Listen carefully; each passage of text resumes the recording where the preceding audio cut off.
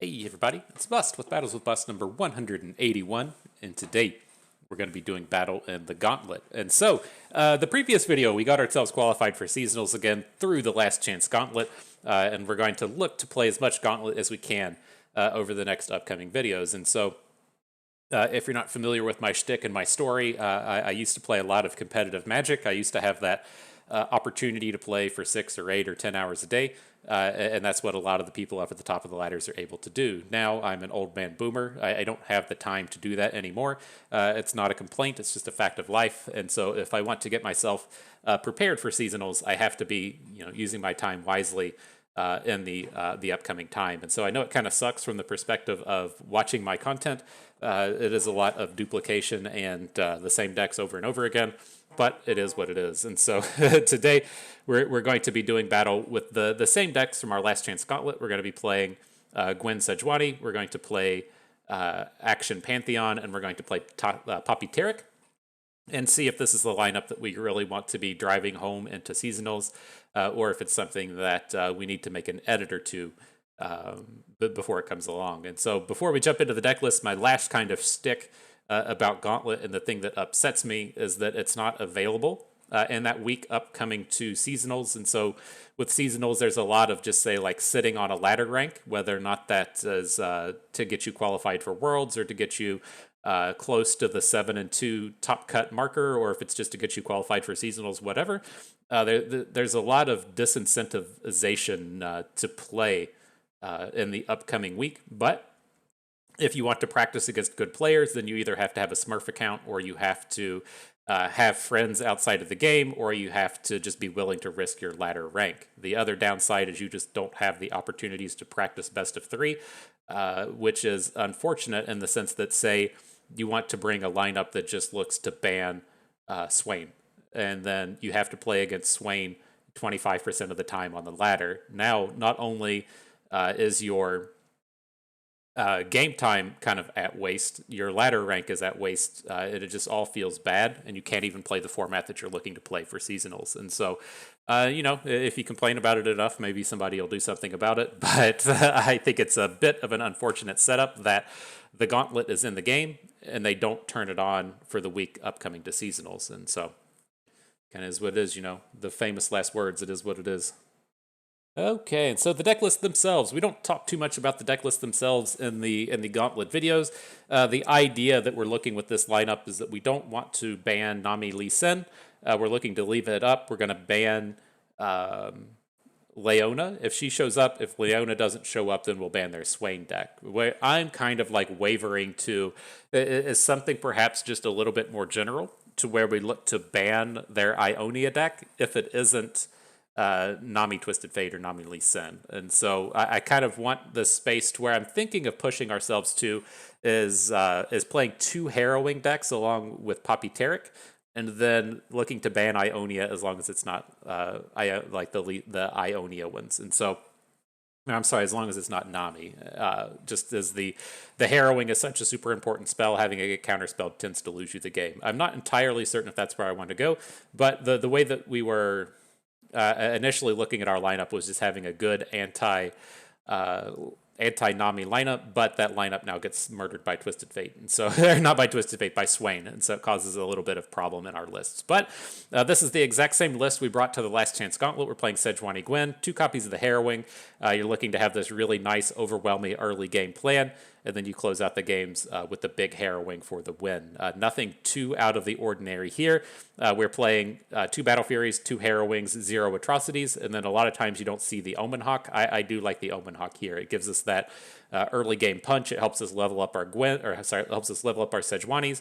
Just helps push things along and doesn't put us on as much of a value-based plan. Lets us get those potential big wins a little bit faster. Next, we're playing Akshan Pantheon. The thing I really like across Akshan Pantheon and Poppy Taric is the inclusions of the Darkened Lodestone. I think this is absolutely fantastic now, especially in a lineup to where we may have to play against Swain. And so having the Spell Shield opportunities from the Akshan Pantheon deck and the Akshan level 2 flip and the Darkened Lodestone give us a bit of extra protection against those Swain decks, let us get those OTKs there in the late game, and otherwise this plays out very similarly to just a lot of action in the early game and action board stall deck that closes with either Pantheon or the Darkened Lodestone. Pretty happy with this deck and the numbers happening here. The last one is our Poppy Taric. Again, 2 copies of the Darkened Lodestone. My thing with Poppy Taric is I feel like you have to have a good amount of early game. You can't have these mulligans to where you don't do anything until turn 3 or your game starts with a Larent Protege. So we play the full 3 copies of Tayari. I'm not playing the anything like the Ibex or the 1-cost Faded unit. I feel like that's a little bit too much in making sure you have enough early game, but you definitely need to have a play on turn 2, and then ideally a turn 2 into a turn 3 into a turn 4. And so those are the decks. You see it now. Let's head on into battle. Oh, shit. Almost forgot to pay that pay-to-win price. I'm losing it, man. I'm losing it. I knew that I wanted to come over here to the Taric deck and give the upgrade to the Mountain Sojourners. We've been playing quite a bit of Mountain Sojourners since the last seasonals. I feel like she's due, and I feel like this just gets the entire deck premiumed out now, which is pretty awesome. Somebody's going to be like, oh, no, your golden cards are going to rotate away. Fuck you, man. I can't wait for it. I can't wait for the rotation. I welcome it. Nobody cares about Vladimir. Let's just get this. Let's get this paid off. I feel bad. Who was it? Sparkling Iced Tea, one of the content creators out there, made a nice video montage of the sadness of losing Vladimir to a rotation. I shouldn't say no one. No one cares about Vladimir getting rotated. At least one person cares. So. Poor guy. All right, what are we dealing with here? We got a little bit of off-meta stuff. I'm actually curious about the concept of using the big Hecarim decks in this format. It's a very interesting best-of-3 deck. I think it's a terrible ladder grinder, but it does have a lot of potential in best-of-3. There's a lot of decks that make their way into popularity that just can't stop this, if you're willing to play a lot of like really polarized matchups. But I think it's okay. Like the Soraka decks always give me a little bit of pause and worry. We tend to play these kind of low-to-the-ground aggro-based decks that Soraka just shuts down. Little odd seeing her paired with Aurelion Sol, though. And then down here, we have Misfortune Gangplank, which I'm not entirely certain what's supposed to be doing. Probably some kind of plunder deck. I think we'll be okay to deal with it. I'm just going to ban out this Ionia deck, because I assume we're going to get to do battle with Gwen against everybody. And then we'll just take down the Ionia deck where it matters here. Now, another thing I'm looking to try out with this, and what you're going to see us do, is I typically kind of advocate for playing your worst deck first. Because if we have to play our worst deck twice, I would rather have like the 2 shots at the 45% chance as opposed to just like the 1 shot with the 55% chance. But I'm kind of wanting to switch it up to see how it feels if we kind of come out and look to just play the good deck first. If you just win the first game with the good deck, then you do get the 2 games afterwards with the bad one. And if you get O2'd with the bad deck, then you never even got a shot to play the good one. And so I'm kind of curious to see how it goes. We got a pretty bad mulligan here, though, picking up the Sojourners, and a Sharp Sight. Not exactly what we're looking to do. But here, I feel like this is probably a free attack. People typically don't block with their Crackshot Corsair because it tends to be a way to level up the deck, but opponent's bringing it to us. Okay, there he goes. He takes it back. He says, bust. I'm not letting it happen. I'm not giving you the tradesies here. Uh-oh.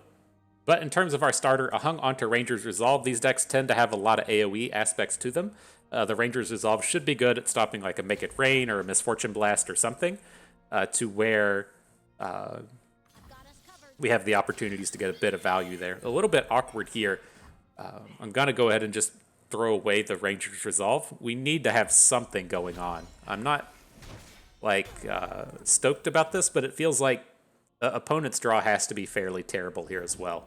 Not entirely certain if it is or not, but it feels like a deck that typically wants to be pretty aggressive in the early game, and they aren't doing that.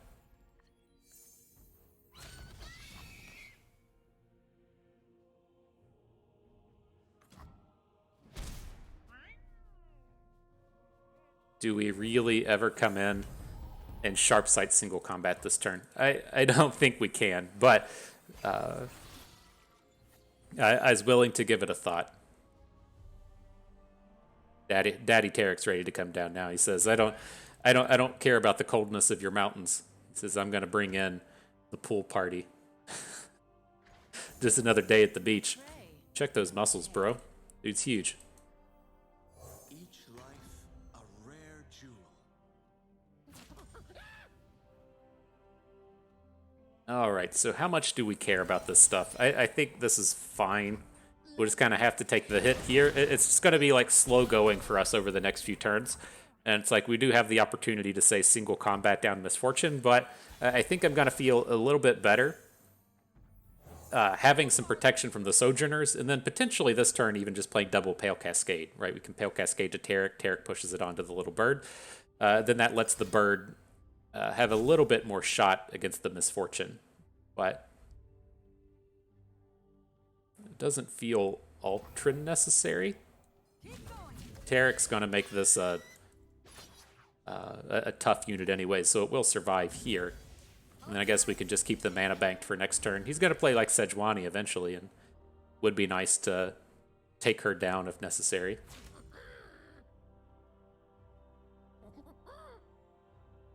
It's these premium Sojourners, though, man. That's what this is all about. Look how shiny those prismatics are and everything. Feels good.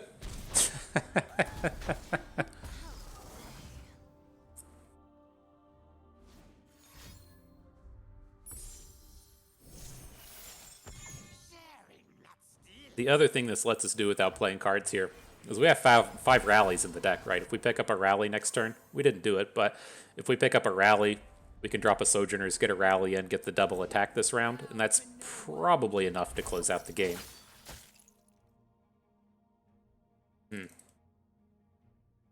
Do we wait on him to come into combat first? Like, we're 100% going to single combat plus play a card and take down the Sejuani with the Taric. It's a matter of, do we want to wait for the combat? I think we can wait for combat. Maybe we should have played the Tayari just to be a little bit safer, but this is what I was wanting to wait and see. If he's going to hook in the tracker with the Sejuani, and then let us protect the bird.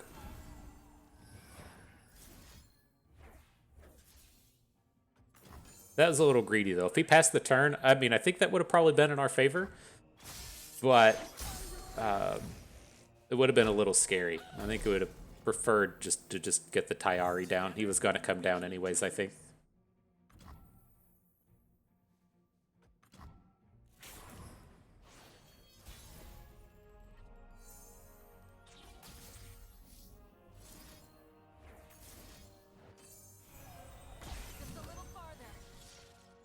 Alright, here comes about 1 million damage.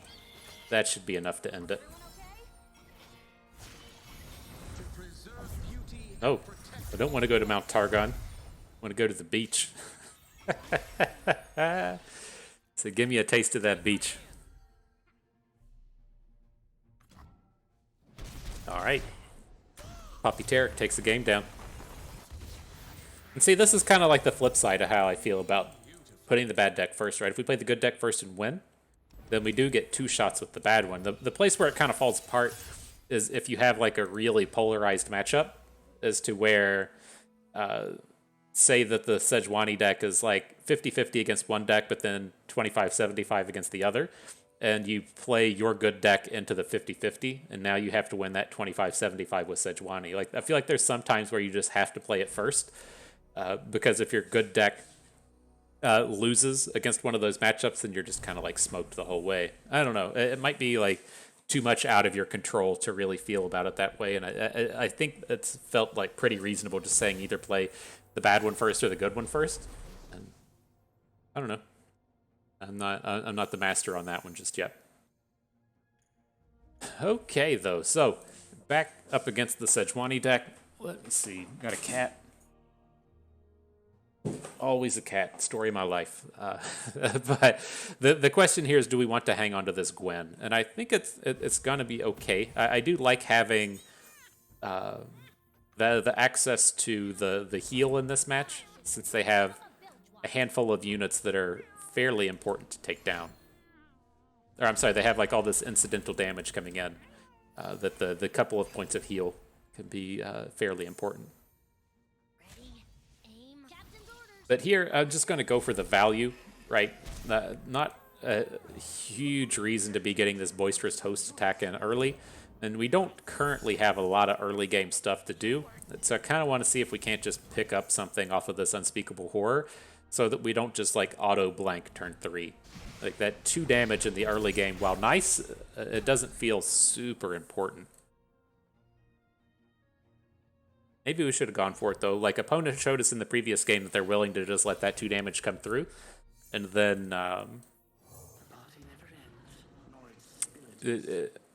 it's not like super important to get that little bit of card draw. I don't know, man. It's tough to pass. It's tough to pass up on value, you know. See if this cat comes to hang out. He was causing all kinds of trouble in the last chance gauntlet, getting getting all tangled up in my cords and trying to jump up on me all the time. All right, he's not. Nope, he's thinking about it. He's attacking it from a different angle now. So does he ever attack with Misfortune if we play Gwen? And if he does, I think it's okay to just trade Gwen away. I think this is just ultimately going to be a Powder Monkey coming in, but you know, the other option was to play the 5/5, right? But I think this is okay. Let's just prevent some damage here. He's like almost out of cards at this point. Oh my god. Kitty did not like that. But right, we can prevent the damage. We'll have this big Gwen coming in, getting some decent attacks in. We have a little bit of mana banked up for these other cards. That all seems reasonable. Unspeakable Horror was a fantastic draw, though. Letting us get this drain from Gwen. He's probably going to block with the Powder Monkey, right? That would make sense. And then we have an opportunity to prevent a little bit more damage with this Unspeakable Horror, right? He's going to have a 1 health Phantom Butler that we can take down. Do we ever want to, like, leave the Butler up and then just kill off the Monkey Idol? Like, kind of try and limit his ability to hit Plunders next turn? It's tempting. But let's see how it goes.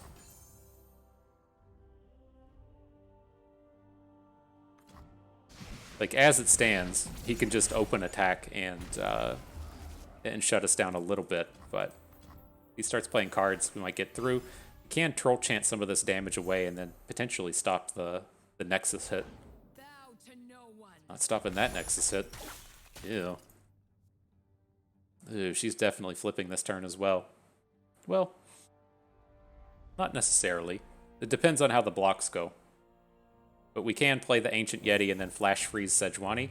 My concern there is we probably need to get her off of the board. And like just entomb her away. Oh my gosh, he's not attacking with everything. Uh-oh, dude. That's a disaster for you. That is a disaster. No idea why you wouldn't attack with the hired gun here.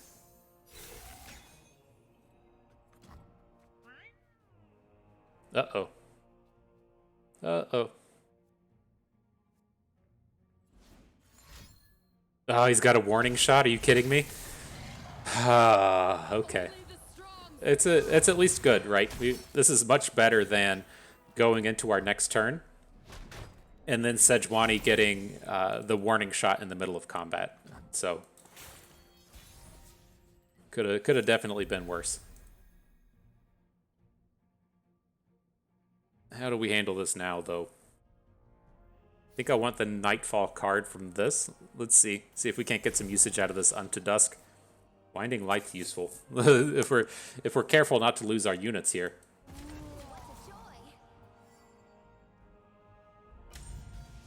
See what happens. If he's got another like warning shot-esque card, then we're going to be hurting. He hasn't played like Make It Rain yet. A lot of ways for this to go wrong, but just a little bit of this goes right. We should be looking good. Wow. Okay.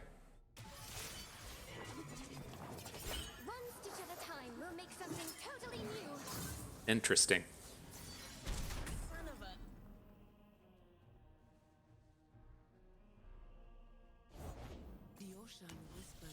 was gonna say, does he make a 1 health unit? It's pretty tempting to try and take that 1 healther off of the board.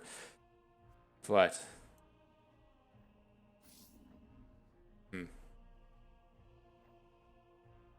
Like, I'm just envisioning this double Nightfall with the Winding Light. I don't think that's worth going after. Alright. Feel better with the additional unit.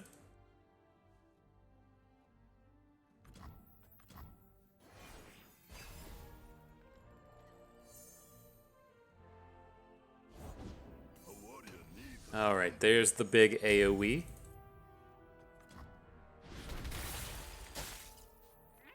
Little bit of a problem. I don't really want to add the Omen Hawk because I want to use it next turn for the Winding Light. We're going to try this turn to... God, so many pilfered goods.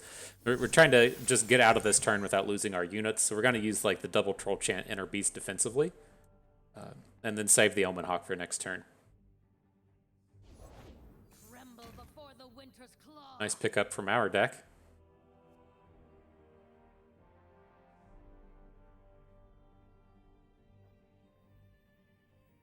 All right. It's like pretty close to being short on lethal though.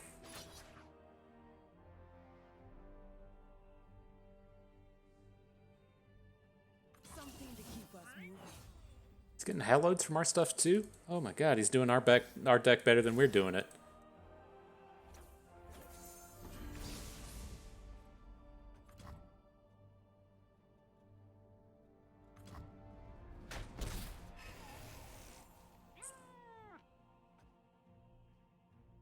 Man, I didn't think of this last turn, but I was like, do we ever just play the Winding Light this turn? I wasn't really anticipating scout units to be coming through, but it's like, what if we play the Winding Light this turn? It is going to put our Sejuani up to the, or put our Gwen up to the point to where she won't even die to Sejuani when she has 7 health. But it's like, we're so close to winning the game next turn if he doesn't have another way to deal damage to our face. Alright, I'm gonna push pass. 6, 9. Let's count this up real quick. He's got 6, 7, 8, 9, 10, 14, 16, 17, 18, 19 with the hallowed. Prevent a bit of it. Preventing 6 from Sejuani is still good enough for us. Okay.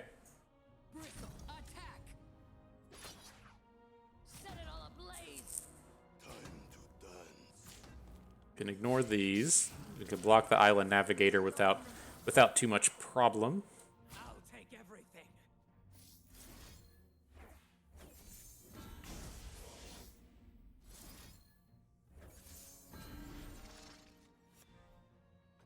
Okay. Fall to 3. That's pretty healthy. An opponent only has 2 cards. Don't know how many of those are actually ours. I thought the cards like Boisterous Host and the Scar Maiden Reaver would show if they were ours. I guess this is one of these places where it's kind of nice to have the premiums, because they can at least see that the Host and the Tusk Speaker and the Reaver probably came out of our deck instead of our opponent's. But, interesting.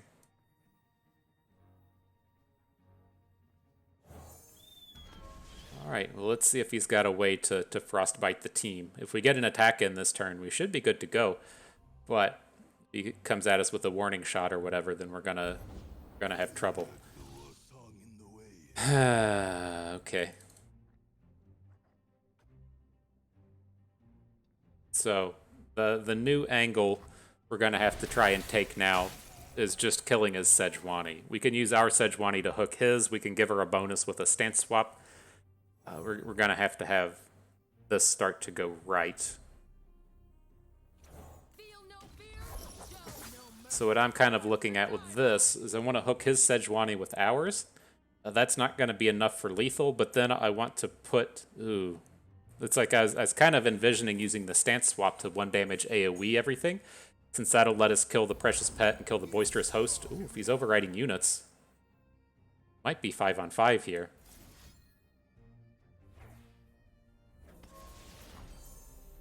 I just don't really want to fall to 1, right? Falling to 1 is kind of a disaster. They have so many cards at that point that can come in and kill us. Now, the other thing I guess I should have thought of is like, oh, we can just lethal this, right? Oh, man. Is this still enough? Okay, that's still enough. It completely slipped my head that we had access to this hallowed. We could have... This is probably still the safer way to go about it. Maybe not. I don't know. It was still good enough, but maybe we should have put the Sejuani onto a smaller unit. Because the thing I was starting to think of there at the end was we could just attack with Gwen and get the snip snap going, and that would have been another angle. I got tunnel vision there. I was a little bit too worried about how we don't die instead of pushing forward with how do we win this game. And I thought that the how do we win this game was to just grind it out, but I'd never stopped and said, oh shit, opponent's at 3. You know, I'm so used to opponent going from like 18 to -5 with this deck that it's easy to look past that in these small situations like this, especially after your whole team just gets frostbitten. Okay, though, on to the next set. All of our decks are good against darkness. I'm okay to leave darkness up. Everything about what we're doing is kind of designed to handle this darkness style deck, as to where they're just flooding the board with width. But like with the rest of the opponent's lineup here, I'm not really afraid of either of these. Like Kayn, Targon, I'm not sure what it's doing, but I don't care. I know what's happening with the Weapon Master's deck, but they aren't playing concurrent timelines, right? He's playing Freylord and not playing PNZ. And so I'm going to just ban out the Darkness deck and do battle against these other two off-meta bros here. So let's continue on with this strategy. I still think Poppy Taric is our best deck. Let's take it into action against these. These should both be quite good matchups for Poppy Taric. I don't think the Zoe decks are ever happy to play against challengers, and then the Weapon Masters is just kind of like, it is a let's just put a bunch of stats on the board deck, but I think we can handle it. I think so, guys. I think it's okay.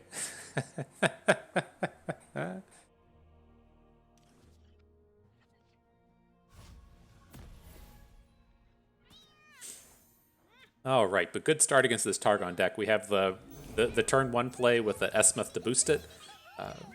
We should be looking quite strong here against Zoe. It's like, even if he has Pale Cascade, he's still going to lose her in this combat. Sounds good, man.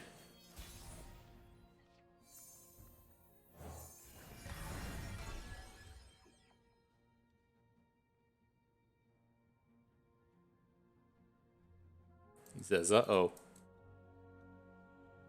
I think he's worried about our premiums. You see how premium this deck is? He probably knows that we have the Sojourners in hand. You can feel it.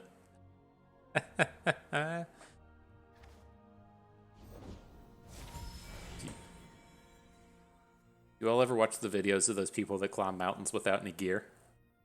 Insane. Those dudes are insane.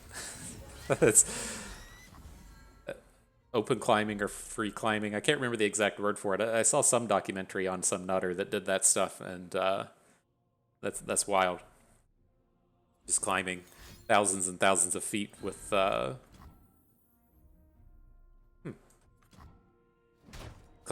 with no safety gear.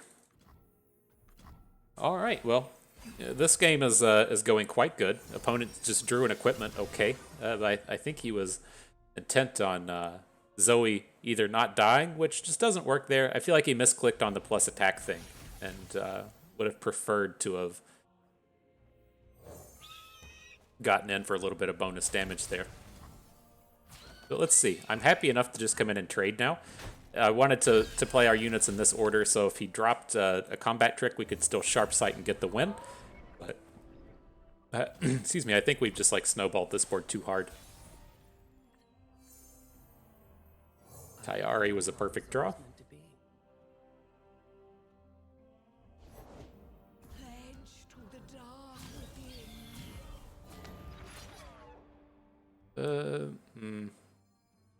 Alright, this damage is going to get canceled either way, right? We would like to... He's already at 20. We would prefer him to not get any heal, but... Alright. He's gonna get it either way.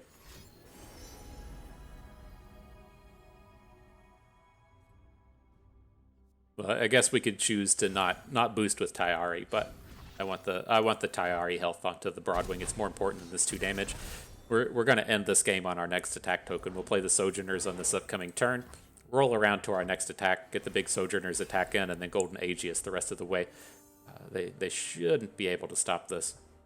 I'd still rather have the Sojourners than Poppy here, but The killer remains. his hooks don't matter. Perfect. What a world to live in. Do these Kane hooks ever matter? Nope. Perfect.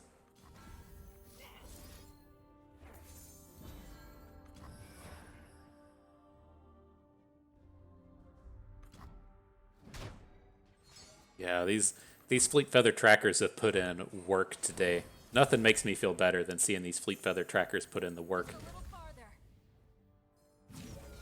No time to rest.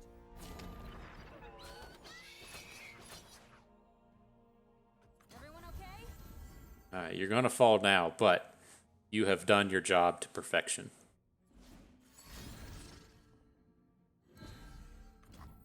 Okay, that does nothing.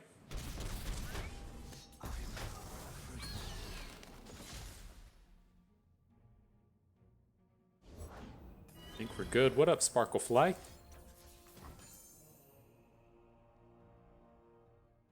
Mark it a W. Alright, next battle.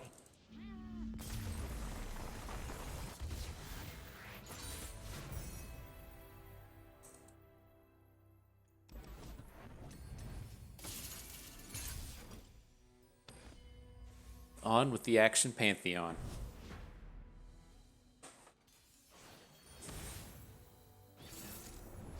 So this one, it worries me a little bit. I think this is probably, at the end of the day, just a straight-up weaker deck than playing against Darkness, but it does have a lot of angles to where they just get a bigger board than us, and we don't really have the opportunity for good attacks, and it scares me a little bit.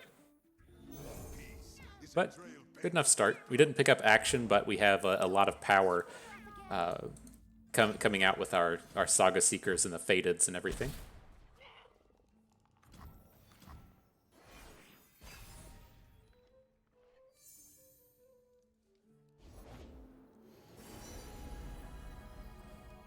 You got a weapon. I'm about to have one too. Ooh, you big. You big, aren't you? A little bit bigger than me right now. Not so much after this turn, but this turn you're a little bit bigger than me. So we'll play the goat to get the gem. It's like if he plays another improvise, I'm happy to trade the goat with all of them, and none of them should be big enough to take down our Saga Seeker. I guess if he played a 2-power one, it would have the opportunity to take the Saga Seeker down, but I think that's okay. Now, we're just looking to get the Saga Seeker into this next turn, with it being able to be bigger than all of his Hook Masters. Interesting block. I did the mathematics on this one, and this block does not kill our Saga Seeker. So you just want to put the combat reel back in hand?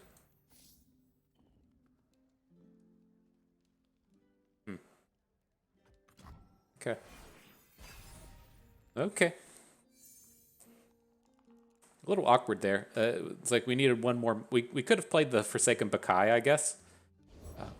But I want to play the gem and the grappling hook into his Hook Master. I've got an idea. You can't fish through a Yordle portal. I tried.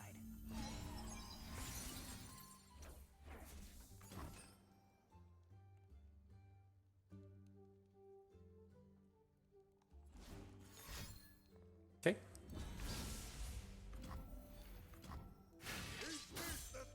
Not the end of the world. His combats are still garbage now. Come on, where's the competition? Right. Whoa, he's bringing it. Not what I expected. Okay, okay. Here, let me see that. That's hot. Let's see what turns up.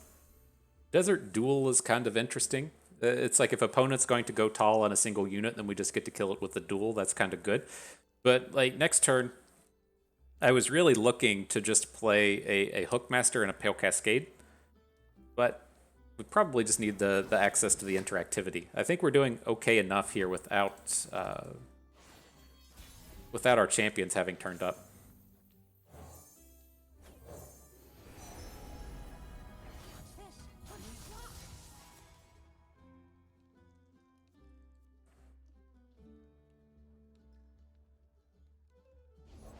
This'll take the chill off. Alright, so the Tavern Keeper is big enough to kill the Saga Seeker even through a Pale Cascade. A little sad. I don't think I'm quite willing to give up on him. It is okay to lose the Bakai and then swap the equipment so that the big Saga Seeker now have Overwhelm. We need to be a little bit careful here, though. This game, if like we dardle along for too much time in this game, and he's able to get like a big dum dum on board, then we're gonna struggle a little bit. But he's only gonna be on 6 mana next turn, so he can't drop Ornn for 2.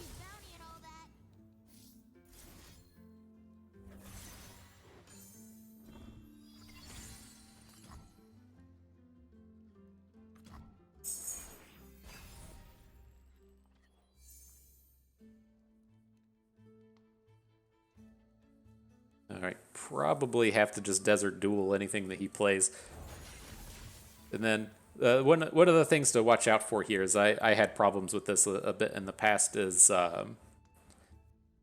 like on that previous turn it looked like it would have been nice to put the Wandering Shepherd onto itself, but this doesn't self-target. And so if you're looking to level up your Pantheon, you need to be putting the Wandering Shepherds over onto the other unit because it doesn't target itself. This looks good now.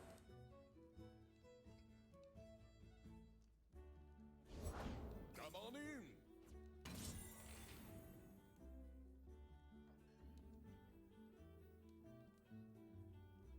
So can we get around not putting the Overwhelm equipment down this turn? Probably can't.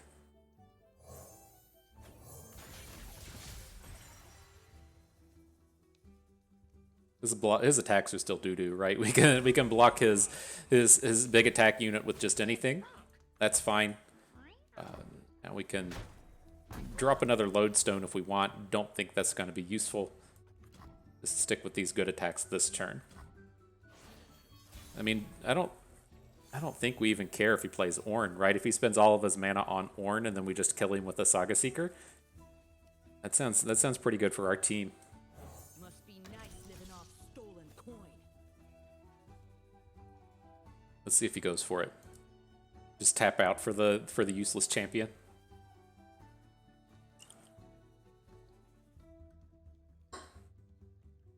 I'm sorry, Ornn. Maybe one day you won't be useless, but today does not feel like the day for you. Doesn't have him? Okay.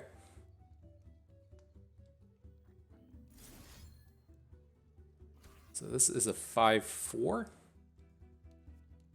feel like we kind of need to keep the 5/4 up. He's a little bit intimidating. Well, I guess taking him down to 3 power isn't that intimidating. Okay. Okay. I'm not scared anymore. At one point in time, yes. Now, not anymore.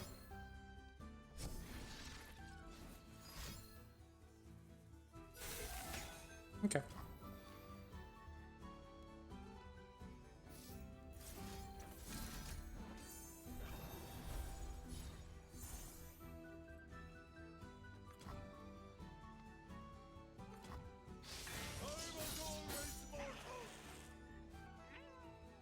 Oh, we didn't need to do that. I saw that he still had 5 health, 5 attack, and I was like, I thought I did something to where he shouldn't kill our guy, and then it didn't work out. And now that I look at it again, it's like, oh, yeah, our Desert Duel just hadn't finished. Okay. Okay.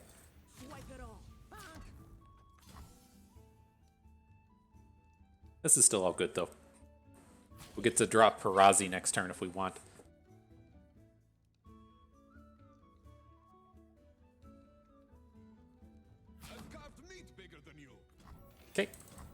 still have a blocker for his big dum-dum. We can add Harazi, or if we want, we can play the Darkened Bloodletters and boost up the Darkened Thrall. We have lots of good options for the turn. We end up playing the Bloodletters. We could then switch to putting a Lodestone onto the Saga Seeker and then like re-equipping next turn, just to make sure that we have these chains of good fated hits hitting.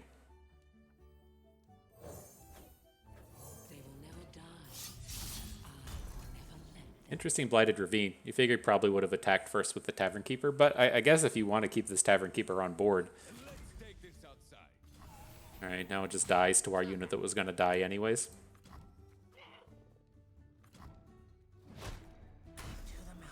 Sounds good to me. Boost our Fated Bro. We're pretty close to having lethal on board. Too bad we don't have a burst to open. We only have 19 on board.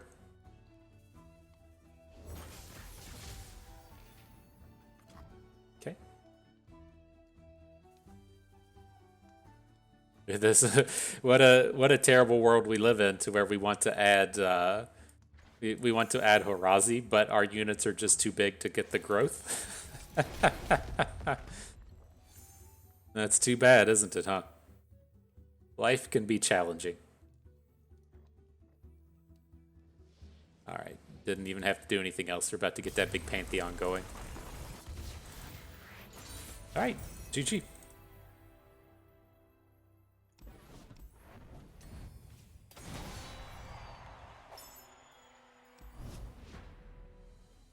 Next battle. What do we got here? This the full aggro lineup. We have tokens, we have Red Gwen, and then Nightfall. I was surprised to see out of this lineup they aren't playing the new Hallowed deck. I really don't like the new Hallowed deck, but at any rate, I think the biggest problem coming out of all of these is tokens. Tokens tends to kind of come in and manhandle Poppy Taric, and then it's also it's not like super strong against Sejuani if you're able to draw the tough unit. But the idea with tokens is for you to be good against it, you need to be able to stop all of their like rando 1/1s from attacking. And with our lineup here, we're not good at it. Like typically a deck like Scouts is okay at it, since you have so many just like dudes to put in front of that stuff. But our lineup isn't really geared towards handling it. And I think we're okay against Gwen. And then Nightfall. I'm not sure how the Nightfall lineup stands. It's one of those decks that tends to be to like have a suspiciously high number of good matchups, but I'm not sure what that table looks like right now. All right, Poppy Taric up against Gwen. Got some of that early game stuff. Might be okay.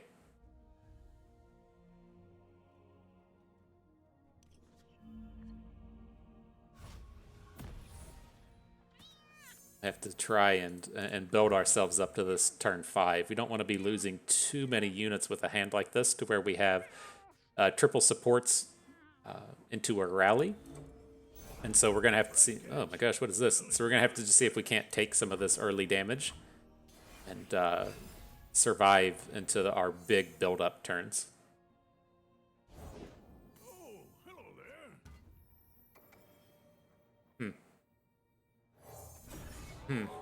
Well, it's not going to be a... Interesting. So it's not going to be a Cythria coming at us. Just the cheap... Alright, he's just going all in. Alright, the epitome of aggression, I guess. Or blocking. He's only got one card in hand after this, and so value's out the door. This is just all about not dying.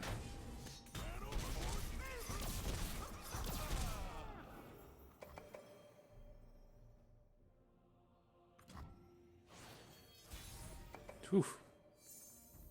Many aggressions. The FTP bust approves of what opponent's doing here. So I'm going to go ahead and try and take down the Stygian Onlooker. Sometimes these decks play the thing that lets you like draw a card in Nightfall. It works with the Onlooker, it works with Doom Beast. I just don't want to be dealing with that kind of thing.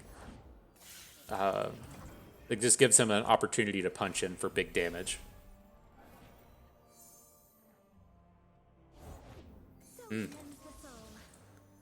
Nice draw, buddy. To go from zero cards to now drawing Gwen. That's interesting. That's interesting.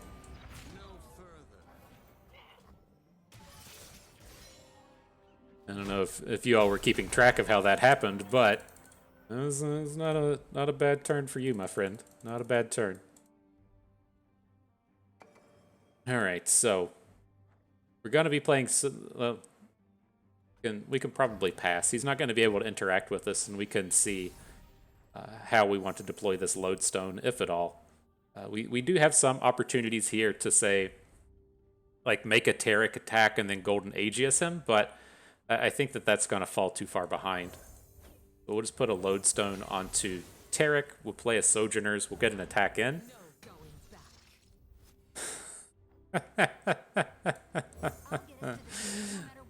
Well, okay. Well, okay. If that's how it's going to be.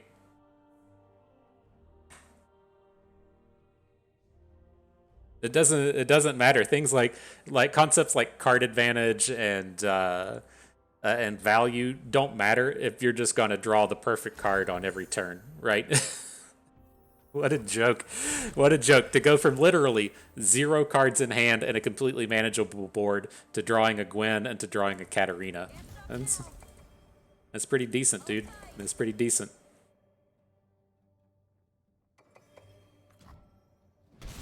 Alright, so he takes the damage. Only have to take 1 hit from Katarina, but it's the Gwen that's the problem now.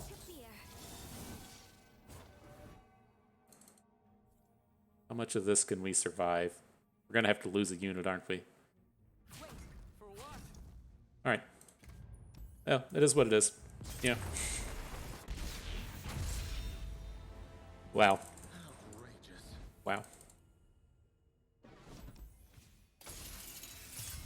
All right, well, let's try this up against Diana. Maybe we won't play against the lottery ticket.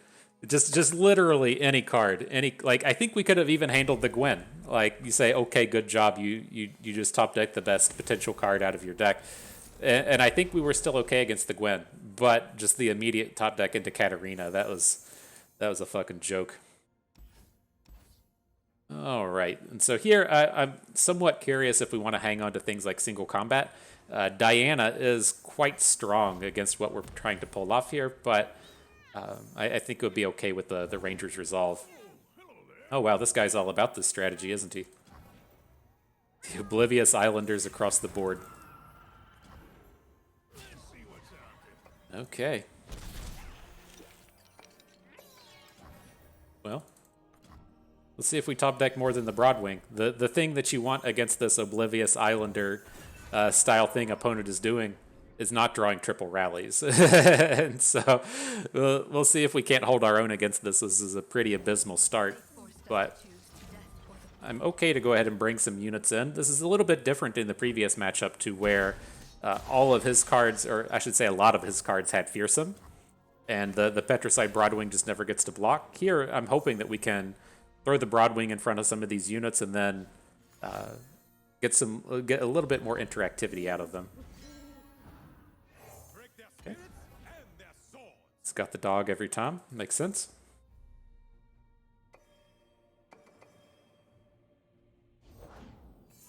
Flight, sure.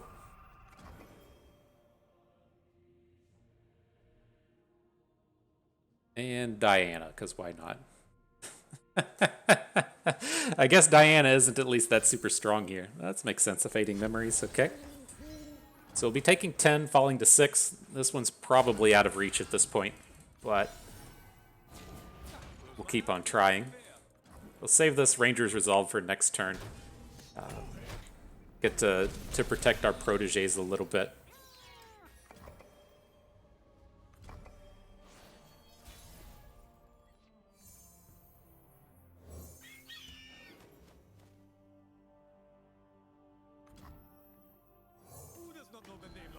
If he passes, we're just going to pass it back.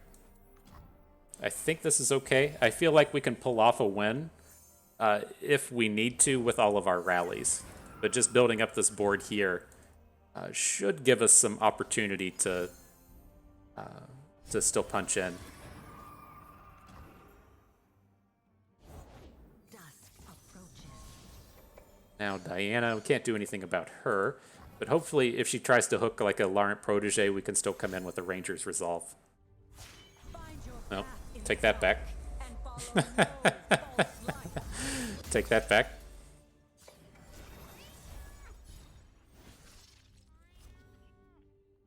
Oh, what a joke.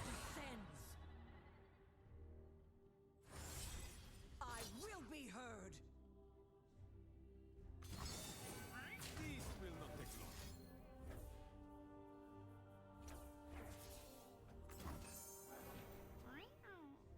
long. Okay, so we take 2, all to 4.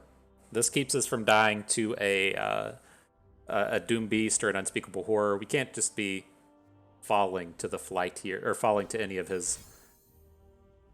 Oh my god. Oh man. Oh, he puts it on the other flight. That makes sense. Okay.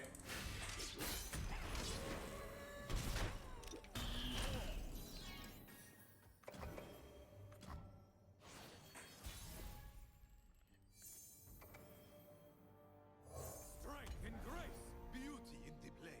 Beauty and the Blade. On my blade.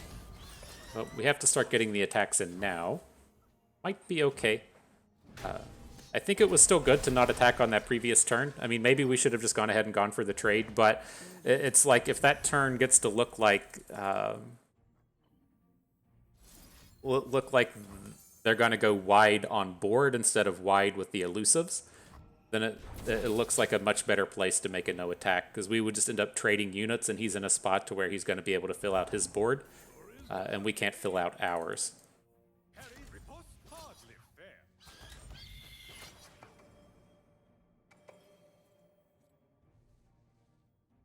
With an Islander. I mean, at the end of the day, if we make this attack, we're just going to have the protege to his nothing. I guess that's all we can really ask for here.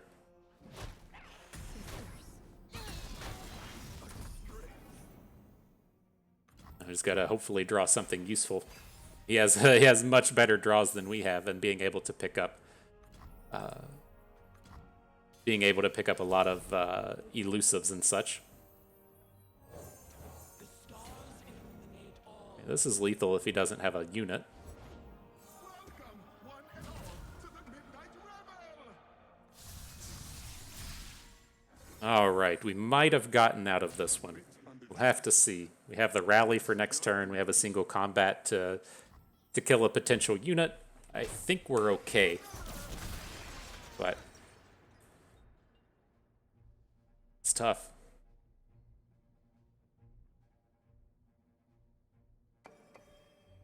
Didn't realize we were going to be playing against Oblivious Islander deck today. It's crazy.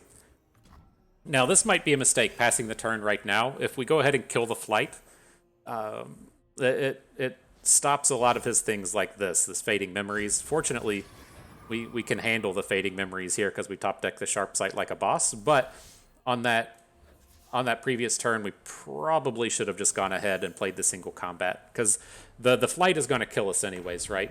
And so it's going to be worth taking down.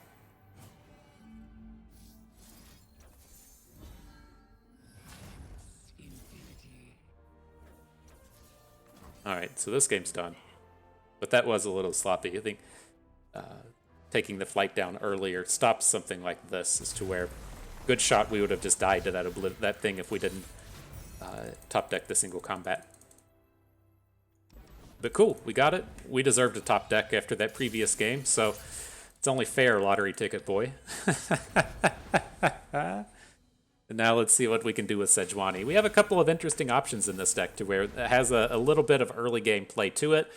We can generate some useful things off of cards like Inner Beast, generating the stance swaps. It's like, when I see a card like Stance Swap, that is like undeniably good. If we're going to play the Stance Swap and basically AoE his whole board, but that costs 7 mana, right? Or does that only cost 5? That only costs 5 mana. I guess that's not as terrible. Okay, let's hang on to the Inner Beast.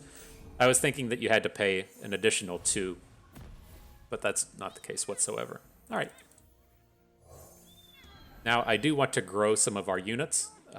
We don't have too many small units left, but if opponent is going to start dropping like fearsome dogs on us, it would be ideal if some of our smaller plays were able to block a fearsome. And so we'll drop the Omen Hawk instead of the Boisterous Host, just to try and boost a unit. And that's exactly what came down here. So this Boisterous Host can now block a fearsome.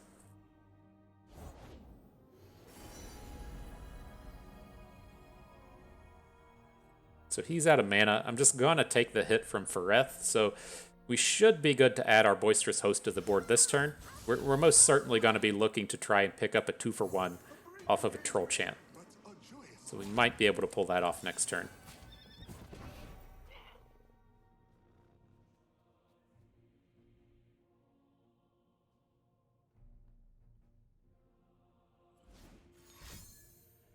Oh, sure. I was like, there's nothing to think about here. You can't do anything. But fading memories onto the ephemeral unit sounds like a win for us.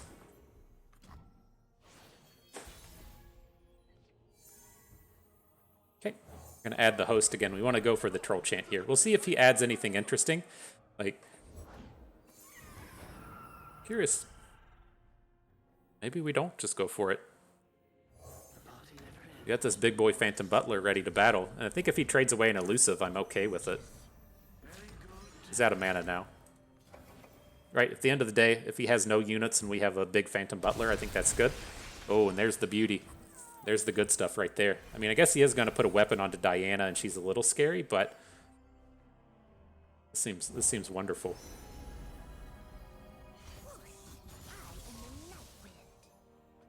She doesn't have enough stats to combat through a Troll Chant.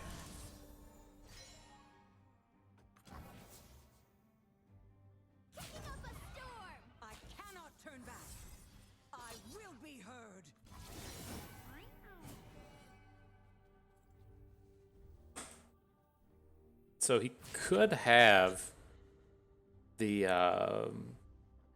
he only has one card. It could have like the Shadow Isles +2/+2.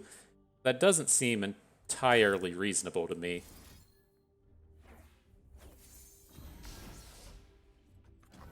I think we're okay in this combat, and if not, we do still have the Inner Beast. I would prefer to have been able to just say, like, prevent a couple of damage with our Troll Chant, but apparently that was enough. All right. These games are dumb. It's not that bad. Like, I appreciate what he was doing there.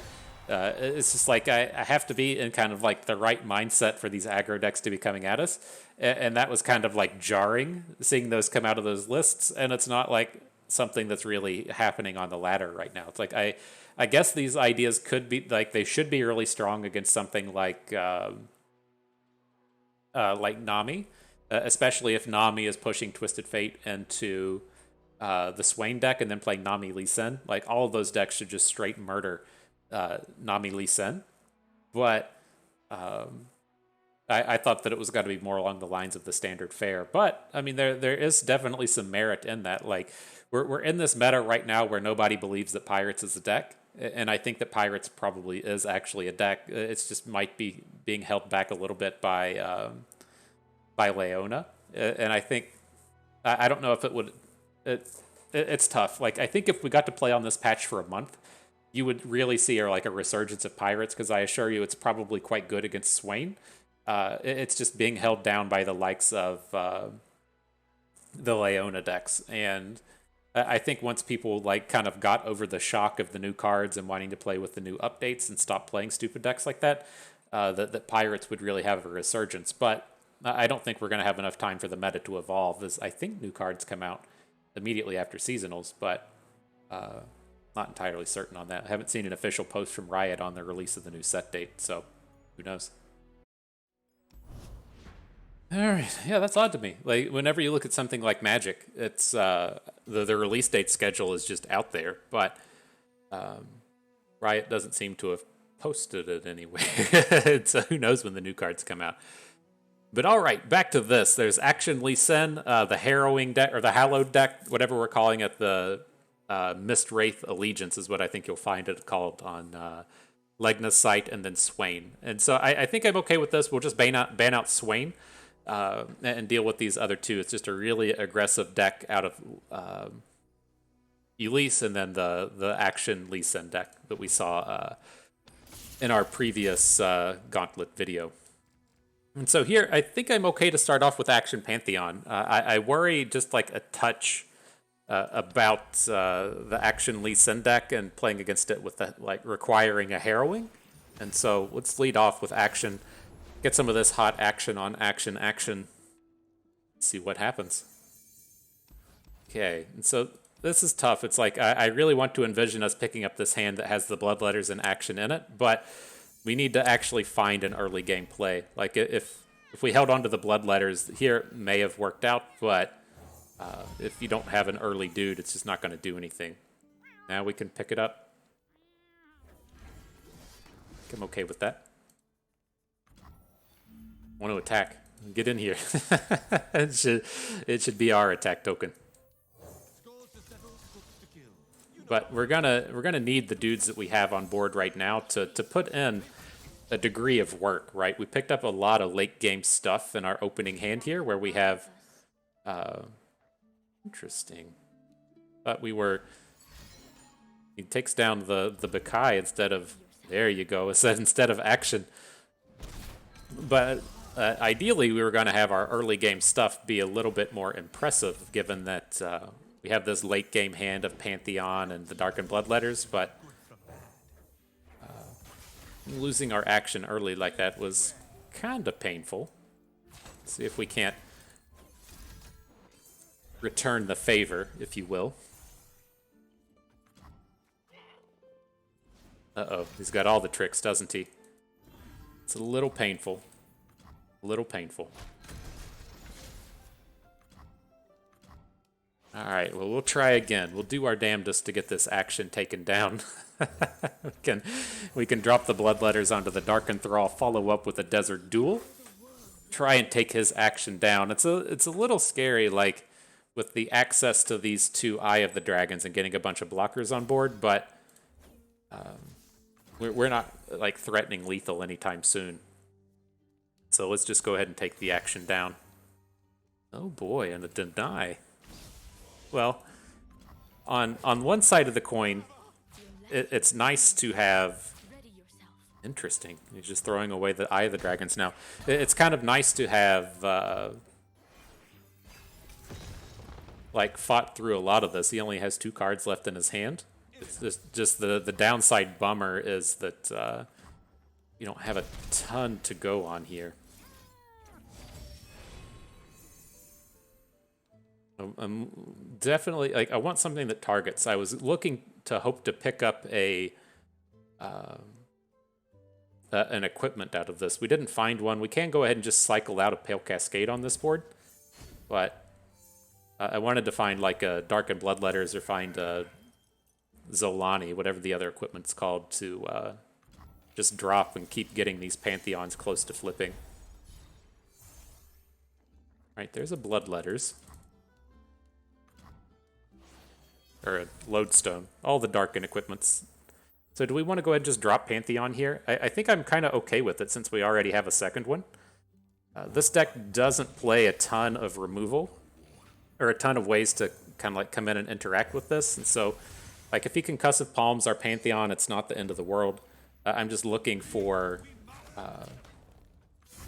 ways to punch in damage before he can come and combo kill us. So this is just going to be the Concussive Palm. That's okay.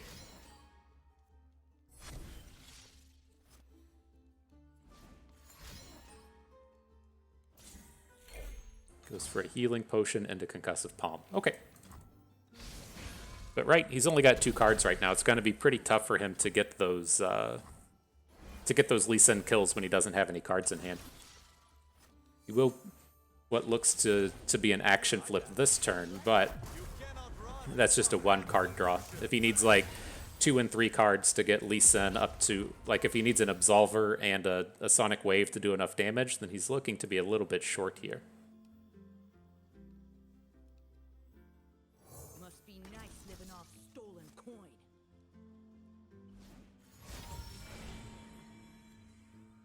And we're building up nicely for some stuff next turn. We're looking to be able to pull off an Absolver kill. Not a chance. He's going to have some kind of combat trick here. That's okay. The Absolver, sure. That makes it a lot more challenging for his Lee Sin to ever do anything. And our Pantheon's about to pop. So he gains about 1 million. That's okay. Don't be scared. Don't worry. It's all right.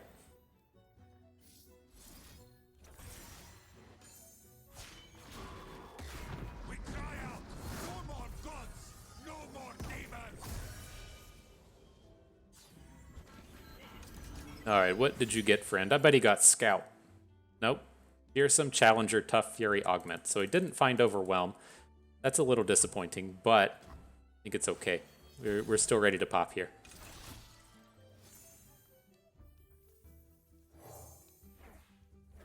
Life is precious. This is quite interesting in the Dark and Blood letters, in that it now lets us put the equipment onto Pantheon, and then we can look to play the Zolani, or whatever you're called. So many names in here. Horazi off of the Pantheon on a follow-up turn.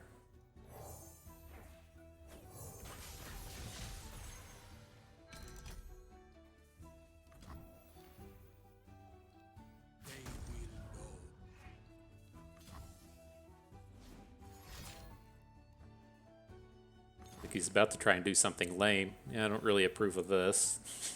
Just, yeah, I'm gonna say no thank you with this one.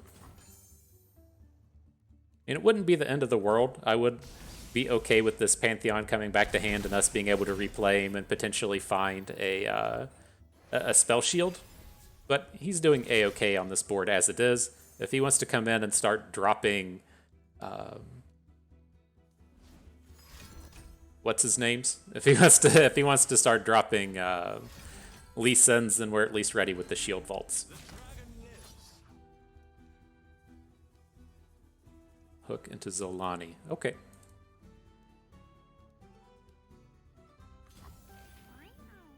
Stand up. Remember, Let's block the tail of the dragon in case he has some kind of recall. I mean, I guess there's a world where we're technically dead here if he has a second Absolver and a Sonic Wave or something, but hopefully that's not the case. Oh my gosh, are you kidding me? Hopefully this is just a life gain play. Alright, that's fine. That's perfect. As long as we're not dead, I feel okay.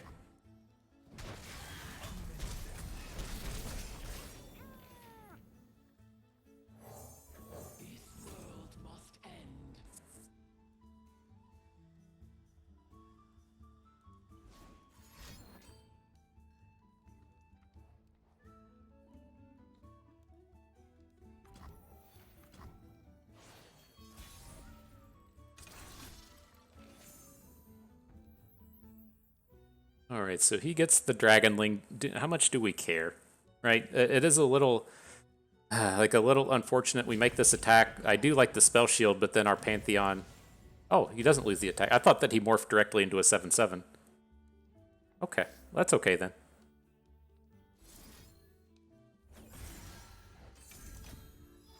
All right, we won't wait for the shield vaults. We'll just go ahead and send it in.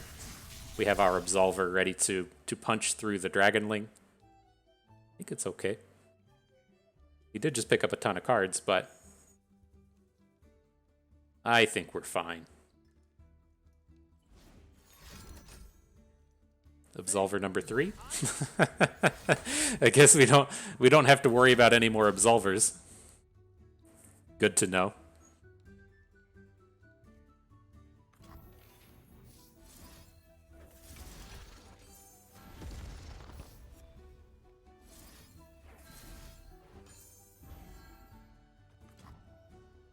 All right, let's see if that's enough. Have we managed?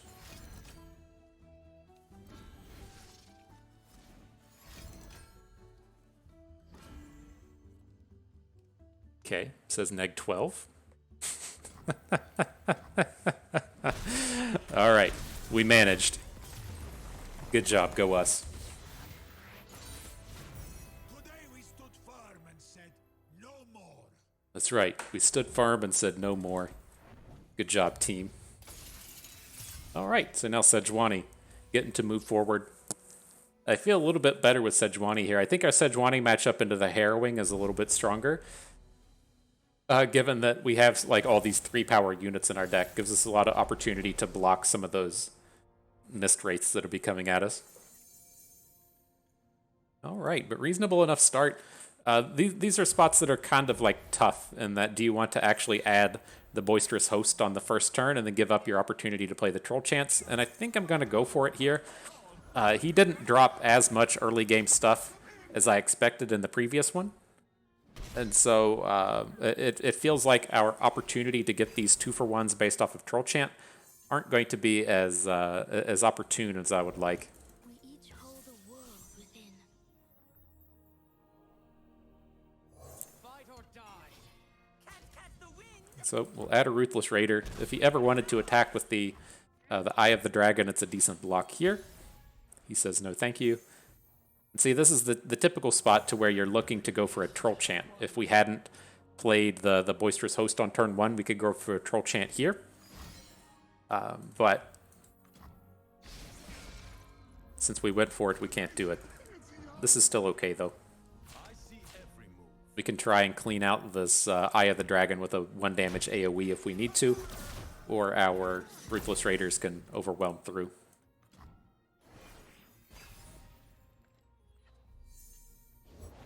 The spirit gives to those who listen. A warrior needs a drum beat. When we're playing decks like Scouts, we say we can beat 1 Eye of the Dragon, but 2 is pretty unanswerable. But we might have a shot here. This is going to be real interesting if he has the opportunity to play a 3rd spell on the turn. Does. Man.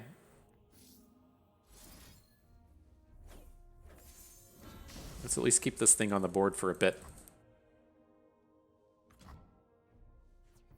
It's like we're not going to have good attacks next turn, and so let's just keep him from cycling. There's the Harrowing. Always delightful.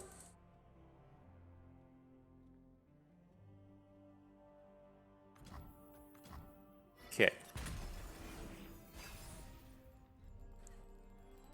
So we can look to make some potential plays with our cards like Inner Beast. It looks like the next turn will probably be a decent place to will be a decent place for a 1 damage AoE. So we'll see if we get the opportunity to do it.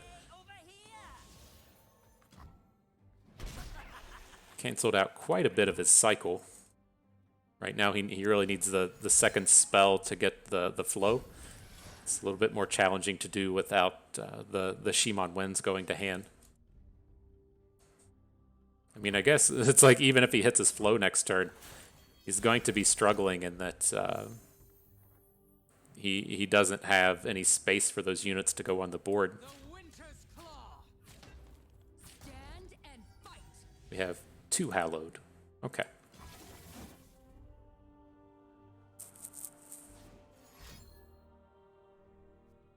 You challenge the wind?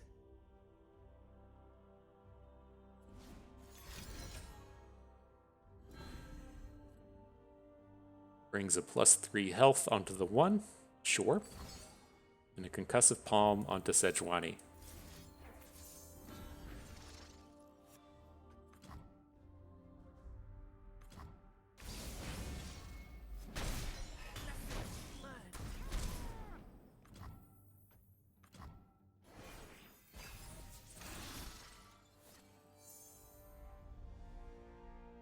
This is tough. It's like we have all these Harrowings, but we haven't had the opportunities to clear out our board. Like, I guess it's not horrible to not have your board cleared out, but it's kind of expecting him to invest more in our dudes, but it hasn't been the case.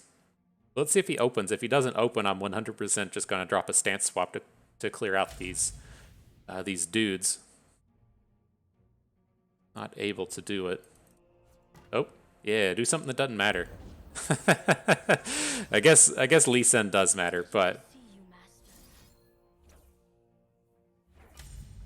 I was hoping for it to matter a little less. Okay.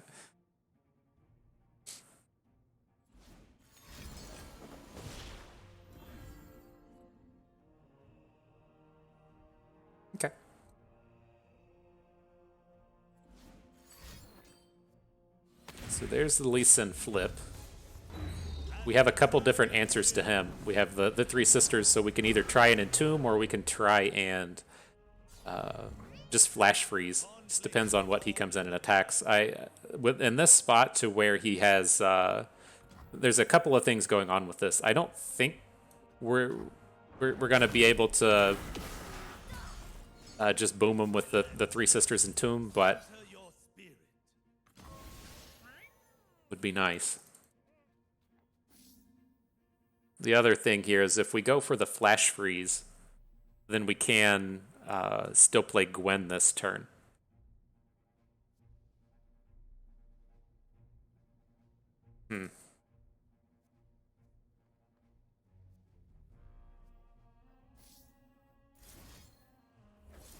The downside to going for flash freeze is if he now has another combat trick, then his kick's going to go back to working, right? Oh, his kick still works? Holy shit. How did I not know this? I thought that the flash freeze canceled it. Uh-oh. Well, that's not ideal. We just don't take any damage from it.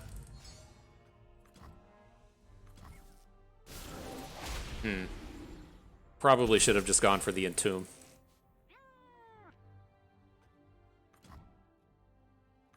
Yeah, I don't like that as much now. Now we're like, ooh, vengeance. I guess we're not completely hosed. Like, this is kind of falling apart. I was saving the mana on the previous turn because I was intending to play the harrowing, but you're just like completely all in with the harrowing, and so it's a little bit worrisome to try and drop them. But now that we've picked up the vengeance, I feel like if we go into the next turn with 12 mana and we have the opportunity to both flash freeze Lee Sin and play the vengeance, that gives us a pretty big opportunity to win. Maybe we do still go for the harrowing, because if he has a deny, it's not the end of the world. And so it's like we still have some stuff on board, and now next turn we've gotten rid of his deny, which his only answer to the vengeance. Now they typically only play 2 copies of deny, right? So it should be a little bit more challenging to pop one off. And then if he doesn't open on us, then we have the opportunity to both Sejuani the Lee Sin and to play the vengeance. So let's see if he has 2.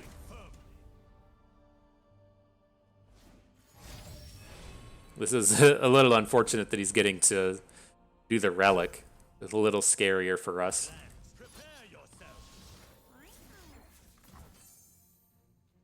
Let's see if that's enough. He's got it. All right. Not bad. So that was tough.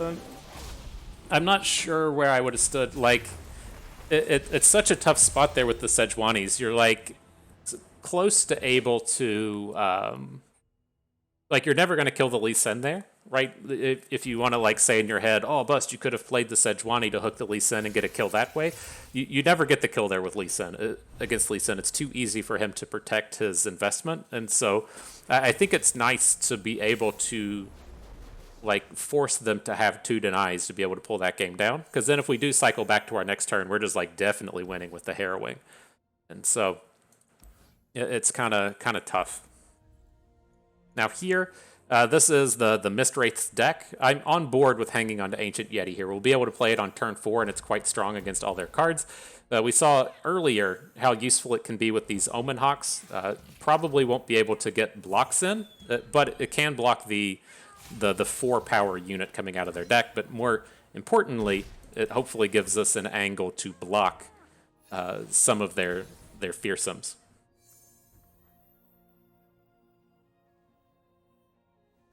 Just going to go ahead and come in with the Omen Hawk. I think I want to keep the Tusk Speaker back as a blocker. We typically like to get these attacks in with the Tusk Speaker, given that it gets to punch in the damage when it comes through. But I feel like against this deck, it's probably going to be a lot of times where it gets to block like a 4-power unit and get extra damages in. Now this is a disaster. Should have just attacked with it last turn.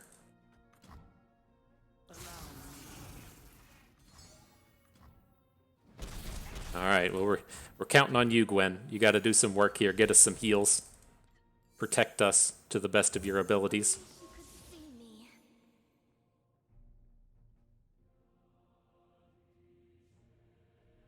me. Yeah, that no attack last turn does not feel good. Now I think we're in a different spot in that he can accept the trade and then just completely fill out his board. So we'll hold back. If he's got another shrinker, for lack of a better term, then we're going to be struggling here. But that was a extraordinarily good pickup with the Inner Beast. What do we got? 1, 2, 3, 4. Looks like he's intending on playing another Onlooker, but I think it's too scary to just let that happen.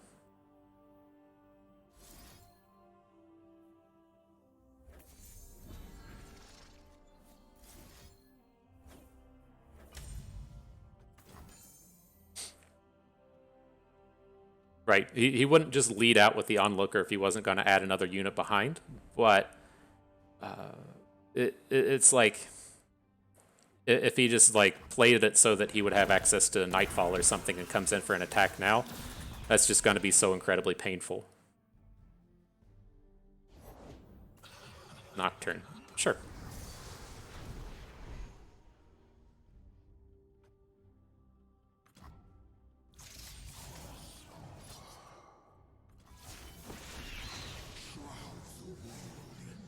Alright, so we'll get to hang on to our Gwen with this Troll Chance. Prevent 2 of the damage.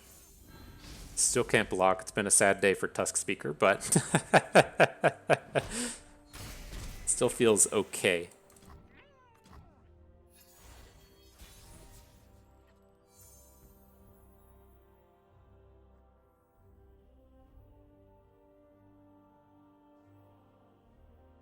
Pillage and burn.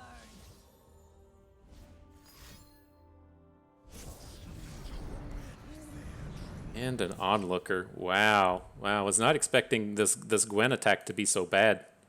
She's not going to have any Halloweds. Alright. We'll just end the turn. If we can survive this next turn and play the Harrowing, we'll be okay. It's going to be very dependent on how much summons he gets. Now it's like, now we're just dead, right? We can't Vengeance off the Nocturne, or it will bring back another Nocturne. He's going to get 3 summons to shrink up our units. Brutal. Brutal. All of this stuff has fearsome. Damn.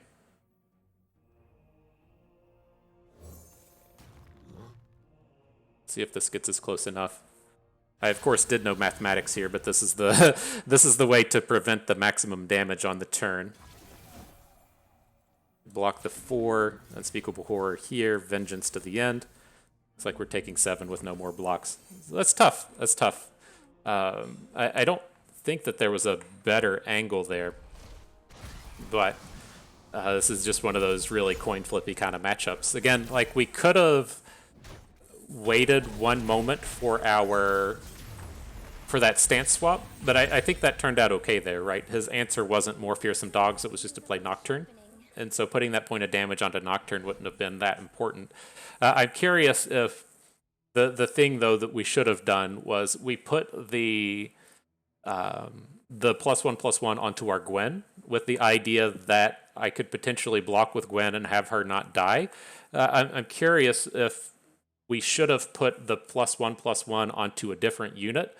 So then opponent has to make the decision in that, do I want to try and hook kill Gwen, or do I want to prevent another block? And so in that spot, if he's just going for maximum damage, then we would have put he would have hooked like a 3-power rando unit in front of his dude, and then our Gwen would have been sitting back more protected. But that's just like such a tough spot in those games, though, as to where we like with him having the encroaching mists or the an instant mists, whatever that's called, and we miss out on the opportunity to get that Gwen attack in. So that's tough. I feel like we definitely could have done some stuff different there, but it's always going to be a tough matchup. Okay, so this is a kind of bust lineup, though. You got the tokens, the Poppy Taric, and the scouts. I'm happy to play against all of these. I'm going to go ahead and ban out tokens. Tokens is quite strong against Poppy Taric, and if we're out here playing a couple of mirror matchups, I'm okay with it. And both Poppy Taric and scouts have a little bit of issues with the harrowing, right? If you're playing a deck that can't counterspell the harrowing, it has the potential to give you some problems. And then the kind of standard problem for scouts are these big overwhelm attacks. And so the scouts decks typically have issues with you making big attacks with Pantheon, and then they should have just issues in general with our harrowing deck. All right, reasonable enough start though. Curious if we ever want to hang on to Quicksand here. Like we're going to be like fairly all in with Akshan, and then being able to protect him from like a Broadwing challenge. Seems reasonable.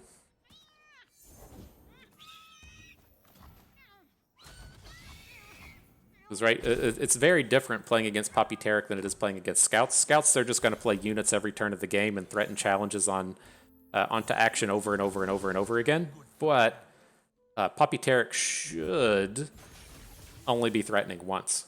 And so I just think we have a lot of potential to get a big blowout with this Quicksand and our action protection. And he needs to be protected with the way that these draws have gone. Nothing else to add to the board. Strength and grace, beauty in the blade. For these to fight? Hardly fair. All right. Well, we have all the cards one could need. He elects to just do no combat. That's fine. And I'm just going to go ahead and get Pantheon down. He's going to just take forever to pop off if we don't get something going with him. And so going ahead and adding him, giving him a lodestone for the big fadeds, then boosting our action, gives us a lot of opportunity here. I don't think I want to attack with action into the Esmith, but now the only thing that he would have to worry about is a Ranger's Resolve. And I'm sorry, I meant the Protege. And the Protege is not big enough to threaten a 4th reaction.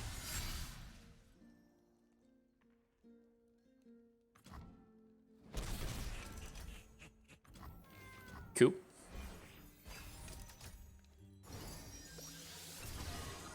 I don't know how you feel, but I think this looks good. All right, team. Adventure time.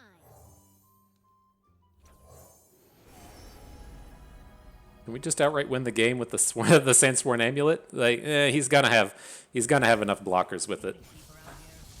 I don't think that's gonna happen. Talk is worthless. We are what we do.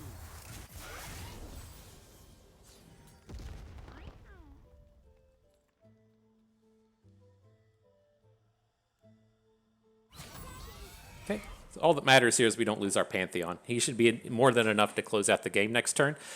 We have to worry like a little bit about opponent having something like a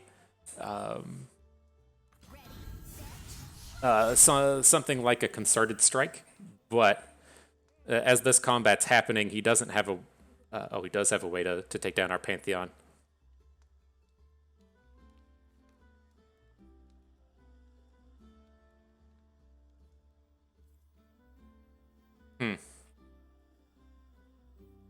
I think we just go all in on protecting him with this Quicksand. I'm just like a little worried that if we play Pale Cascade and then opponent has his own Pale Cascade and we lose our Pantheon, that we can't recover from it. So I'm just going to do the full Quicksand into the bird, make sure our Pantheon doesn't die, and then we'll see if we can't overwhelm through next turn.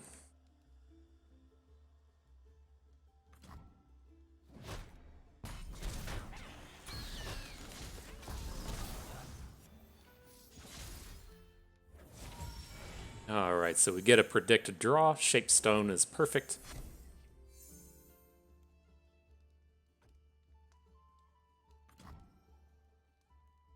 On to that next round.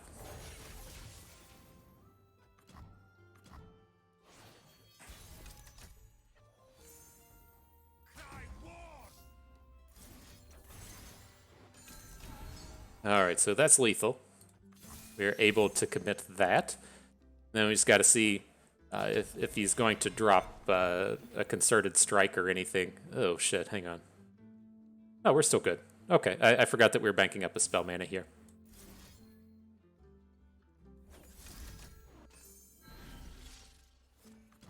Okay, that's lethal. He has to do something. Can we even out-survive a concerted strike? He can deal 8 damage. We can go up to 9 with our just with our dudes. All right, good job, Pantheon. Today we stood firm and said no more.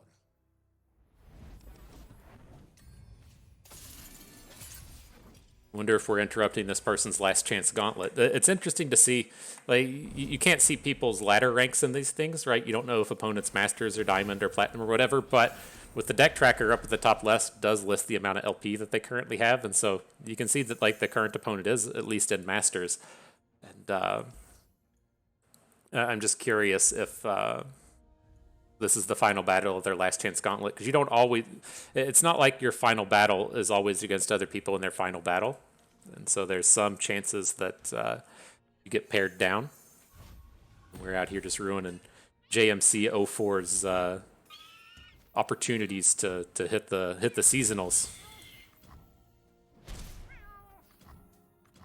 But here, just going for a bit of value.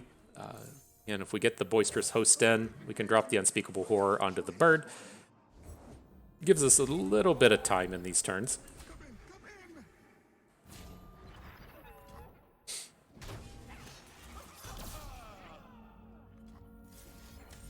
All right, Broadwing down.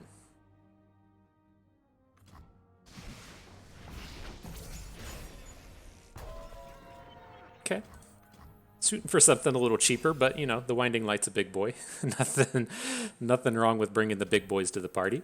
Ooh, an opponent has nothing. This is like, it's kind of good, kind of bad, right? Because we just don't have any way to exploit this when he drops like a Taric or a Poppy or whatever here. So it's a little unfortunate in that sense, but he doesn't have the tools to like really pop off on these turns, and so if he's like spending protective spells right here, that's kind of okay, but he doesn't have, like, if this was a Poppy and Poppy was only giving out +2/+2, it would be a little bit scarier than just the 2 units coming at us. Can't answer that. This is gonna hurt. Just a little farther. Hold tight. Face me. Okay, not super worried about the Taric at the moment. I want to try and get the shutdown on these Sojourners. The question now is, do we want to save the Troll Chant to keep the Phantom Butler on board? And like, probably not. Just like saving the Phantom Butler isn't as much as like killing the Fleet Feather Tracker. And you know, if we were using like a +1/+1 to get a kill there, I think that would be okay, but missing out on this turn doesn't feel as good. Pain is nothing.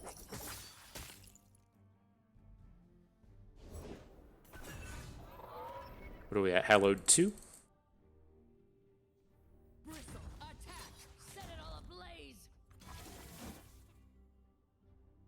Oh, that is backwards of what I meant to do. I wanted to put the big boost onto the Scar Maiden Reaver so that it would be more threatening in these turns, but not quite what we pulled off.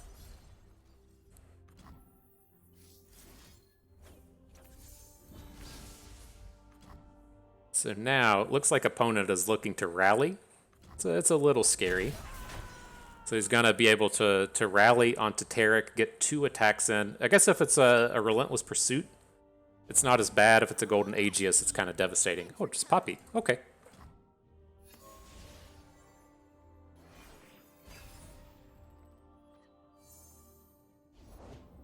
Fuck. You're Taric. Like, I'm not surprised to see the game shape out like this, given the way that his start went, to where he just didn't have that much early game stuff to do, but we've just been getting boomed in terms of being able to interact with this. Strong.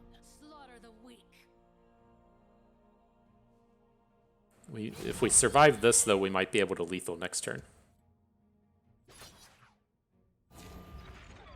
Losing Sejuani doesn't help in that sense, but it's only one different damage. We got 5-9 from the Reaver, 10-11 from the Hallows. We'd be getting up to 13 with the Gwen hook. And then if we get some incidental overwhelm, that might be enough. Enough stalling.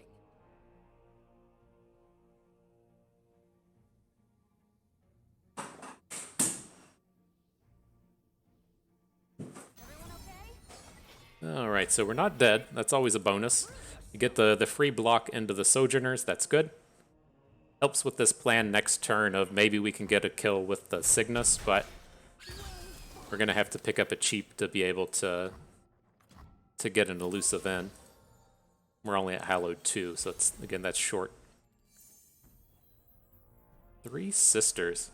So what if we just go all in right here, right? How much is this? We've got 3 Sisters for Fury of the North. That's 4 mana. It's 10 up to Cygnus. That gives us 5, 9, 10, 11, 12 from the 3 Sisters. 13, 14 when we count in the 2 Halloweds.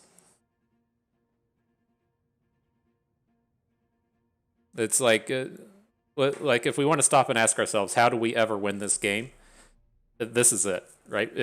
Like, what's our alternative here? To add a Yeti and a Gwen, have some questionable attacks, and then on opponent's turn we can try and 3 Sisters something, and then if it follows back to our next turn, we might be okay. Like, I'm not really amped about it. These decks, they play 2 Concerted Strikes and maybe 1 single combat. Well, I guess the kind of scary part with this angle is if he has a Sharp Sight. That would add in another angle of pain as well. All right, let's just go for the units. I don't like the angle of pain. Where this is going to be like really problematic is if he has a rally right now. We just have to like 3 Sisters and Tomb the Taric.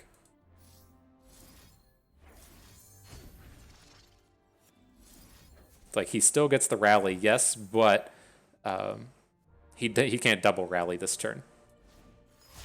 And a Bastion, wow. Okay. All right. Oh, we can't handle the indestructible rallies. I guess that's enough. But you see what I'm saying? I think there was some opportunity there for us to potentially go for the lethal. Like, I don't know. Like, I can't read into these situations as to where it kind of feels like they have Sharp Sight or not. Sharp Sight isn't a 100% like inclusion in the deck, neither single combat.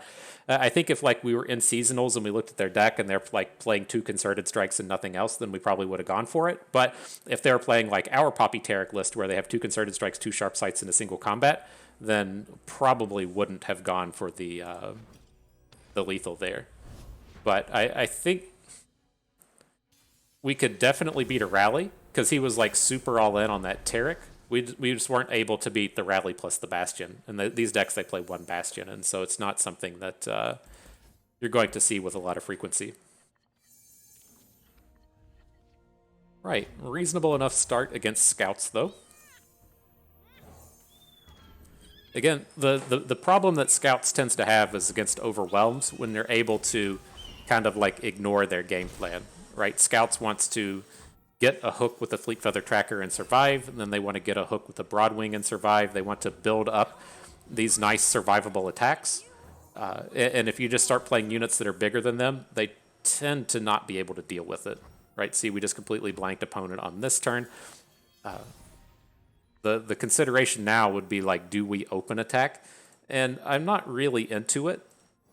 If opponent plays Misfortune and wants to trade, I'm fine with that. If they're onto the Vanguard Sergeant list, which is the kind of place I've moved into Scouts, then they have additional opportunities for good shit here, but I think this should be problematic for them.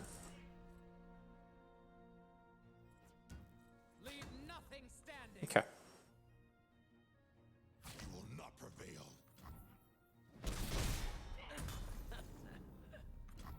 Still pretty manageable, though. We'll have the Gwen for this turn. We'll get to see what they put on board before we decide to go all in on Gwen. And then we get to move into the Yeti plus Ruthless Raider next turn. All right, he's tapped out. His attacks are not scary. This is just, again, another turn to where they should be completely blanked.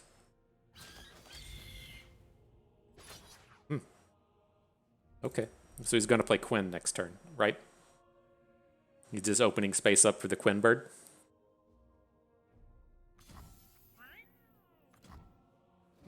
Sure.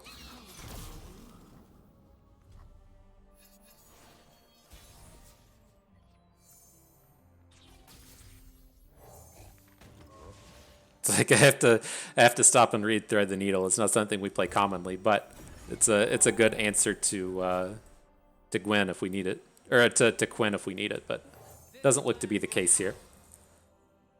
We're on Hallowed 1. So these attacks all look good. If he has a like sharp sight on the Broadwing into the Ancient Yeti, it's not great, but it's okay. Now we're just starting to tear through the board.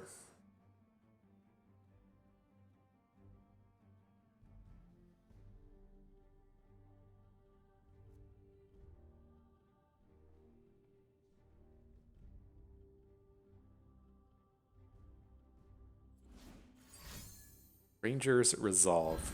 Okay. Just to protect an island navigator. Interesting.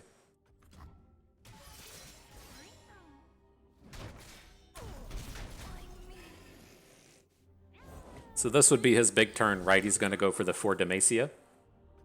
We can respond to that and kill two units, which is pretty powerful. If we want to thread the needle, the Omen Hawk into the Island Navigator, that would be cool. Do we care about any of these other ones though, right? Because we do have access to the Unspeakable Horror as well. I think we probably just want to kill off one of these 1 health units.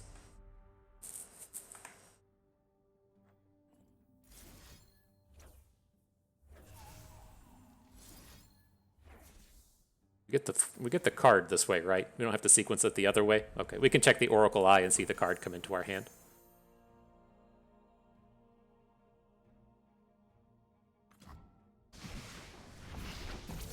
So 2 dudes down, please and thank you. I would assume that his 6-power Broadwing is going to come in and attack Gwen, but we have great blocks against all of this other stuff now.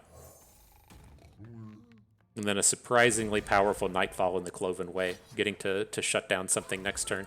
Ooh. Not taking Gwen, going for the Overwhelm. I guess it makes sense when you're about to get lethaled by the Overwhelms, you want to kill the Overwhelm unit instead of the Gwen, but big shutdown on that for Demacia.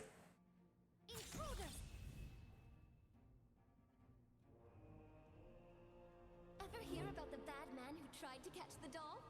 He missed.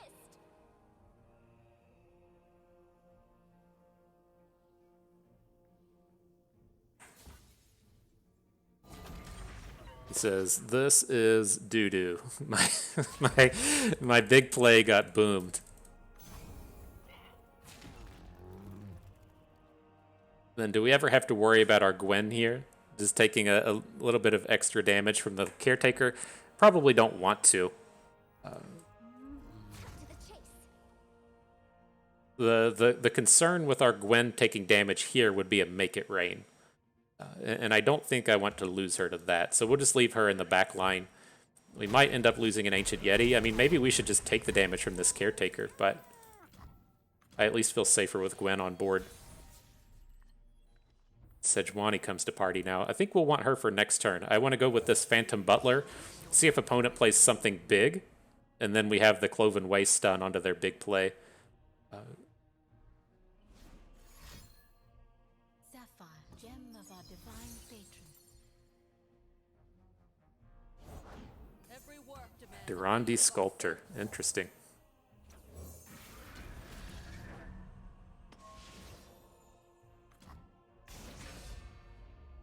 Alright, so with this attack, I want the Cloven Way on the left. I want this to be our unit soaking up this 1 point of Hallowed. Again, I'm like little worried about a Make It Rain coming in and killing off either the Yeti or the Phantom Butler. I don't want the bonus going on to the Yeti and then it getting Make It Rained out. But looks like we're lethal anyways, unless he's got some other kind of move for us. We got him. Sorry, Scouts. I wanted Scouts to be in my lineup. I don't feel it. I don't feel it in the current meta. it suffers too much. It's one of those few decks that has a positive matchup against like Nami Lee Sin and Nami Twisted Fate, but it is just like super polarized in this format. It doesn't beat much else than that specific deck.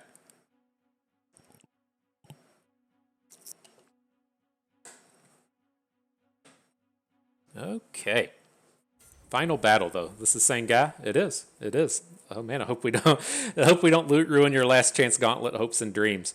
But again, I feel pretty good with how that one went. Regardless of whether or not he wants to change his ideals, I'm good to ban out the tokens deck. He leaves up Pantheon. Sure. Again, I think the Pantheon matchup into Scouts is good. I think the Hallowed matchup into Scouts is good as well. And so let's see what happens. Okay, this is not a good start. Let's go ahead and get rid of everything. Look for an action. Look for something cheap. See what we can do. All right, found some cheap bros. Any of this interesting? Not really. I basically just want an action or another unit at this point, and none of these really fit.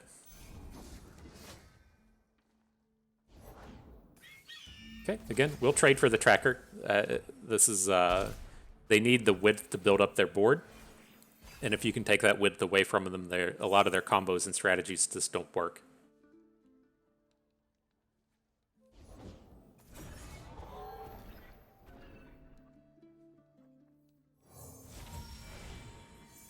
All right, what do we got in here? We can at least go with a Saga Seeker. It's not like super appealing, but it's going to grow quickly.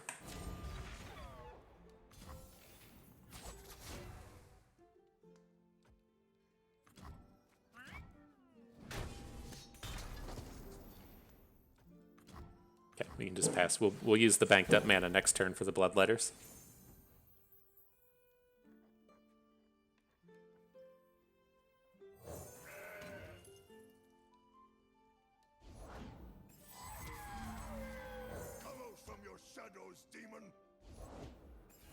Alright, so pretty safe to attack this turn.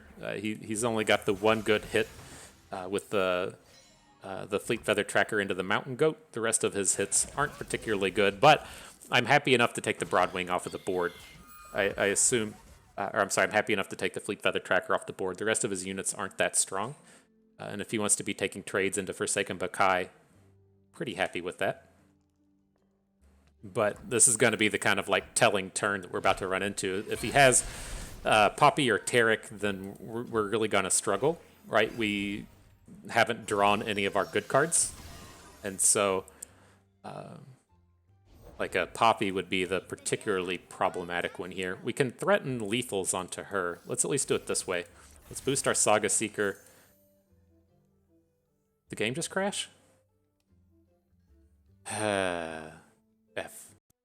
All right, it crashed. I think we're in a good spot if we can get back in this game with the big Saga Seeker and then the Merciless Predator or the Merciless Hunter locking up Poppy. So now if he attacks with Poppy, she doesn't have good hits. We have 2 units that can kill Poppy even through this attack. Makes me feel a little bit safer, a little bit better. Don't worry about the damage from the Ibex. I'm really surprised that he's not going for a boost onto the Broadwing. I guess it's not going to be able to take anything down anyways. Okay. So it's a 4/5 Ibex and a 2-power Broadwing. Sure. Together, stranger.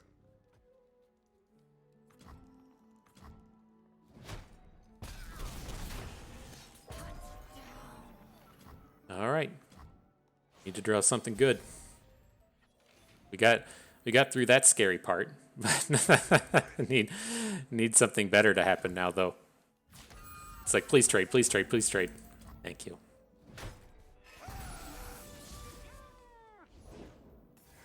He's just dropping Esmuth. Huh. All right, we'll wait. It's like I'd like to get the Zolani down, but we might end up having to grappling hook, and our grappling hooks don't look particularly strong here.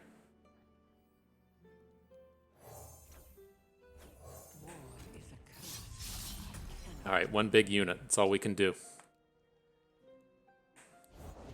Break their spirits and their swords. I demand satisfaction. Aha! You didn't want to play with Zolani? Interesting.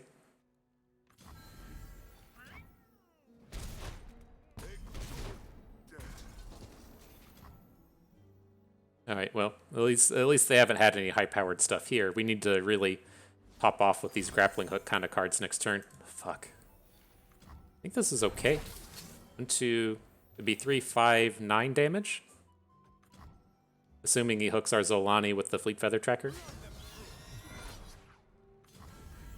Okay.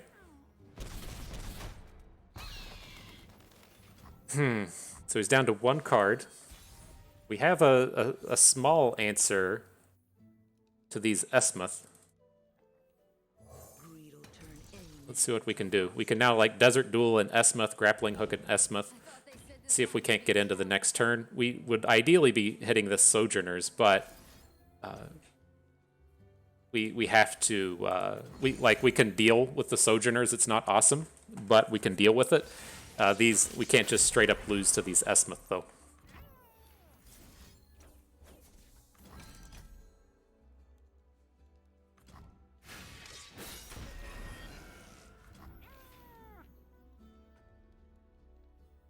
Now here, this should be safe, right? We're at the spot to where both of his units kill ours. If we can at least take down the Protege, we might be able to get something going with it. I maybe should have equipped to just go ahead and get the cycle going, but... Right, because if we'd equipped last turn, watch that be our downfall here. If we'd equipped last turn, then we would have been able to... we would have been able to get that small unit on board. Alright, we're just dead anyways. Sure, but really, watch your footing. See if he messes up the attack, but... Just a little farther. Man. Painful. This is this game, it completely came down to us having this useless, heedless resurrection in hand. I feel like if this had been any other card, like, he's not excited to have Tayari there at the end game. Well, he is with the Sojourners on the board, but if we'd had, like, literally anything that we could have put on the board, we would have had a little bit more potential there. But I think that was a mistake. We should have loaded up our dude so that we would have had the opportunity to get that thing. Because, like, we are 100% going to be blocking on that following turn. And we gave up a little bit there to... when we shouldn't have. Turned out not to matter, but that's not the point.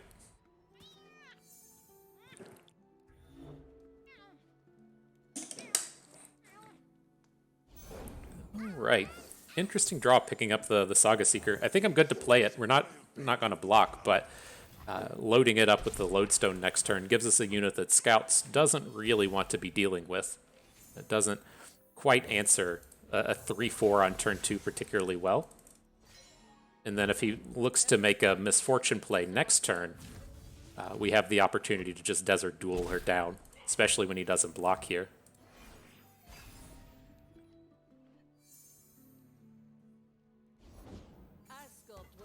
Goes for another Durandi Sculptor. I don't think we can care about it. We need to start getting some more values.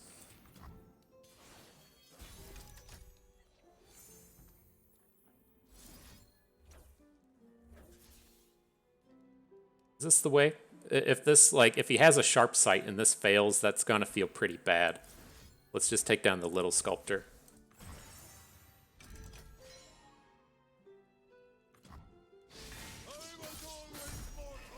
Paused for a hot minute there. I'm curious if that's what we're about to run into. There's another sharp sight. I think that's okay, though. If we get the opportunity to slow down this board, I'm pretty happy with it. If we get to shrink the Broadwing to 2 power, that's kind of nice. Like, this all seems well and good. It would have felt better if we'd had access to quicksand, but opponent does have to worry about us having a shaped stone here and really messing up his combats. Demacian needs healing. A little reinforcement at the seams. A little short on the desert duel. Whoops. Do we go for quicksands here? I think so. I think I like the mountain goat with the quicksand and the gem. Okay.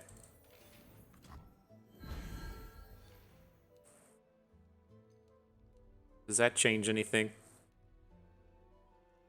The unfortunate thing with trying to like desert duel onto the Valor is that it we're just gonna end up losing our Saga Seeker in the process. I don't care about these Gwen attacks though. We'll take all the Gwen damage you want to send in. Oh wow, he just sends it right back? Beautiful, beautiful. Okay. So how do we maximize this one now? I'm looking at if we add a Vanguard, that's 3 quicks, and then Ruthless Predators 5, Desert Duel is 8. And then we can kind of recover a little bit if we want to switch over into a different plan. But do we ever just want to drop Pantheon here? Like, he is super far away from flipping. And he looks quite strong with his hooks on this board. I think I'm good to Pantheon. It's like I want to save this quicksand to be defensive. And so it's like if we're going to get to use... wow. Interesting, interesting.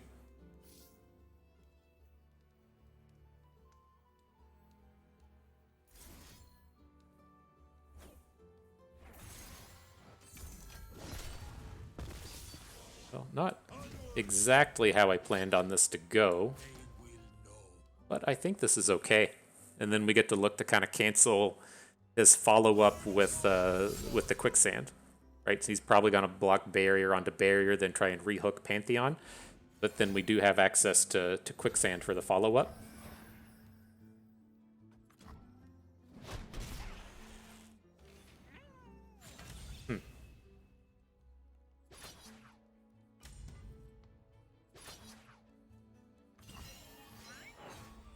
How much do we even care about this thing at this point? Like, we can quickly just convert the... He's equipped, right? We can put that equipment somewhere else. I'm leaning towards looking at a quicksand on the bird so it dies, and then also on the Broadwing so it can't do anything this turn. Then all he has is either like a bad Gwen attack or a bad bird attack. I think this is good.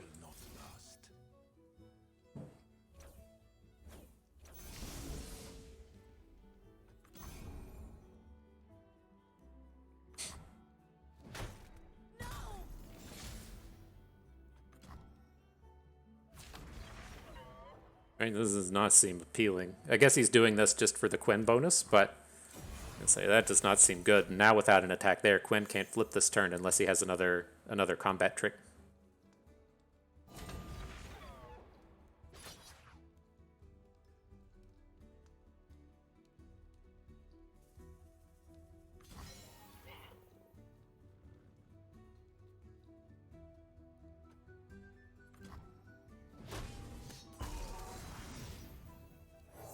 Alright, Vagabond in.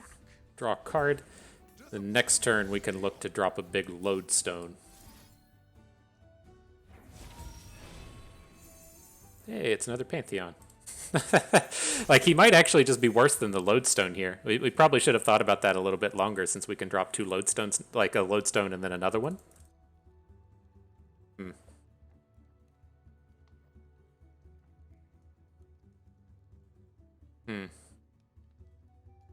We can also just go for a Pantheon flip next turn, which might be enough to just close this out.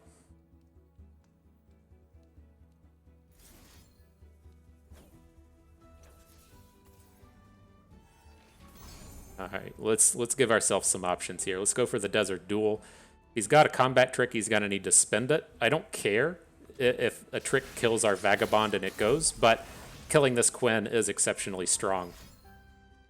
That was a good Eye of Nagakaboros, but I think this is good.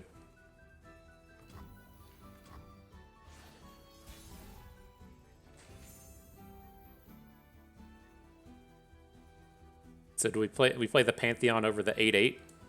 Probably not. I don't think I like that. We could play a defensive Pantheon next turn. This might force him to just play a defensive for Demacia. We Demacians are no easy prey. Looks like where he's angling up with this. The cosmos. Right? I mean, he is building up for this big turn with 4 Demacia. We're also at 18. So, see if he gives up on it here. If he doesn't double block, then we'll just... Oh, we don't have the Absolver kill? Fuck. That's too bad. Still in a safe space here, I think. Not as good as the last 4 Demacia when when we had the opportunity just to shut everything down. But I think we're still in a good spot nonetheless. If we can survive this, this game will be done. Courage, soldier. Cast off your fear and stand as one.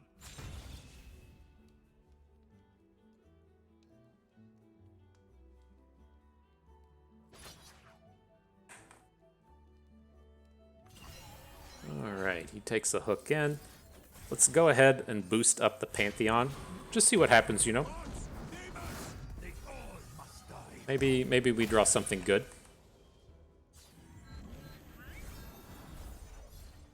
And he hit Lifesteal in here. Very important to note.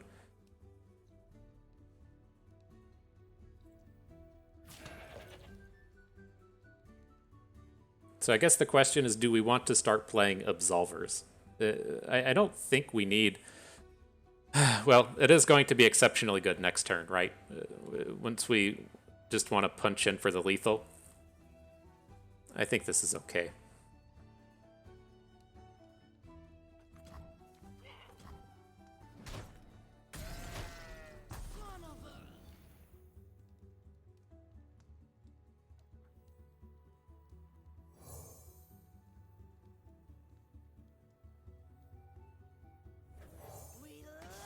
Alright, so I'm going to add the Merciless Hunter. So even if he adds another unit, the max damage... Like, the scary thing with this attack, right, is yes, our Pantheon did hit Lifesteal, but he can hook Pantheon way out to the right, or even in this case, out to the left, and minimize what he actually gets to heal and just stop a bunch of damage from coming in.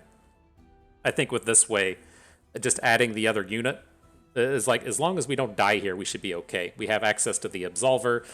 He may not be able to kill Harazi. There's a good chance he can't kill Harazi and or Pantheon.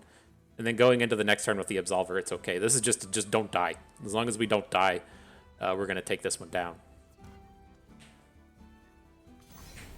And now opponents like, LOL, these blocks are terrible. We take 1. Okay, I'm committed. So we can end up losing our Pantheon here to something like a... you can hit him with like a single combat or something, but it shouldn't be enough to get a big full takedown. I guess the scary thing here would be if he has a Golden Aegis, right? If he drops a Golden Aegis and gets a second attack. Yep, that's not good. We're still pretty healthy, though.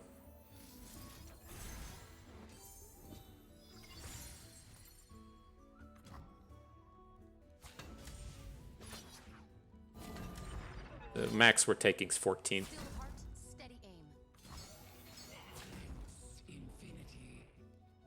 You don't have any units, though? That's a sad one.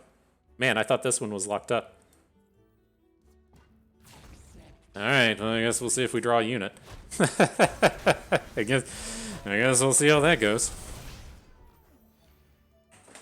Man, it makes me want to pull back that Merciless Hunter now and then have the potential... Oh my god. Oh, we still have a unit. Okay. I thought this guy was just going to die.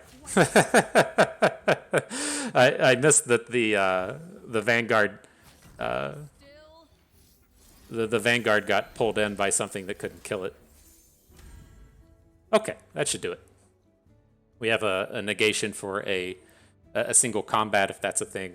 Should be getting the lethal here now. Ooh, I just saw that shaped stone come in, and I was like, "Oh no!" That was like the actual final disaster struck.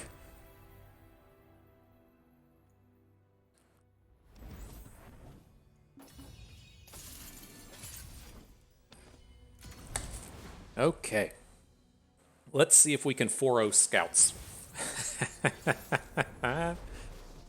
Let's see. What do we got here? I like hanging on to some of this. Like, I don't think we can hang on to both Troll Chant and Unspeakable Horror, but I think there's a lot of 2-for-1 potential here in the early game hanging on to the Troll Chant. It's just like he is playing the Bird and the Mirai Warden, so we do have a lot of targets for these Unspeakable Horrors in the early game, but I think we just need to dig for more units. Like, this is a kind of like classic problem as to where if we hold on to the Troll Chant Mulligan and then don't draw any units, we are in just like such a bad spot.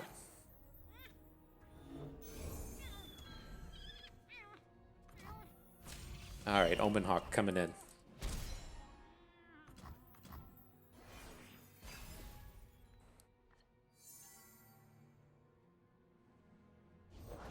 Every work demands a piece of ourselves. Please, make yourself right at home. All right, we can add the Butler. Next turn, we can look to get an Inner Beast play going. We'll see how it turns out. Oh, he actually just comes in and attacks. That's bold. The thing I was going to say I have concern about would be a Petricite Broadwing.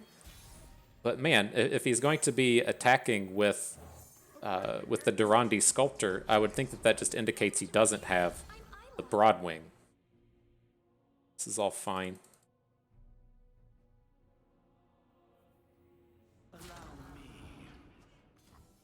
That Troll Chant would be looking really good right here, wouldn't it? Yes, it would. Yes, it would.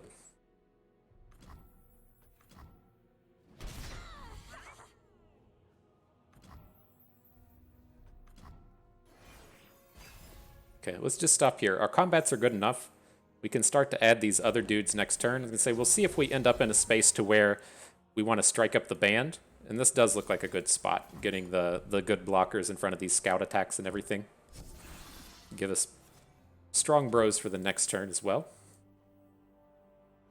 Fight or die.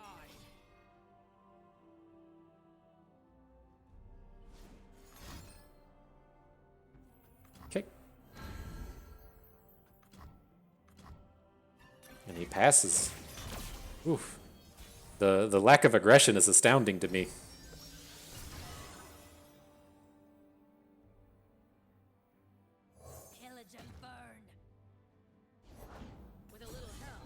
Alright, so we have 2 Hallows at this point. That makes this attack good. He shouldn't be able to interact with it particularly well. And then I think we have to keep everyone else at home. The only unit that's kind of worrisome here is this Island Navigator. But it's like he's in this spot to where he can't add anything else to the board. Oh my gosh, that was good. That was good. And so like just attacking and getting these trades off is not going to be a very big win for us. But that was pretty disastrous, having the answer to our big boy.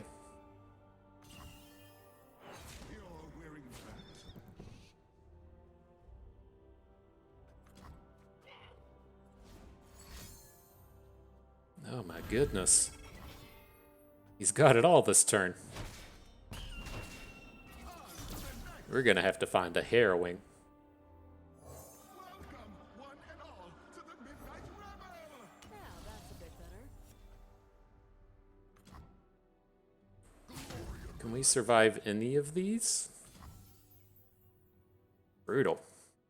So let's see. Do we have any takedowns in this? We can take down a Durandi Sculptor. We can take down unit out here. We can take down this bro. And we have a Vengeance. Do we want a Vengeance the 3/6, or are we willing to just take 10?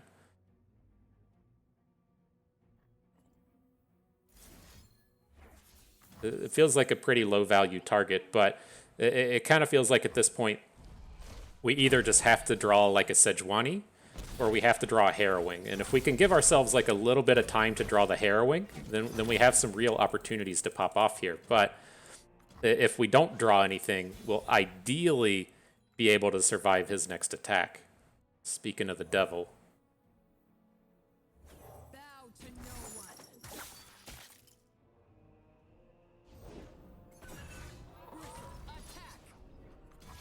Okay.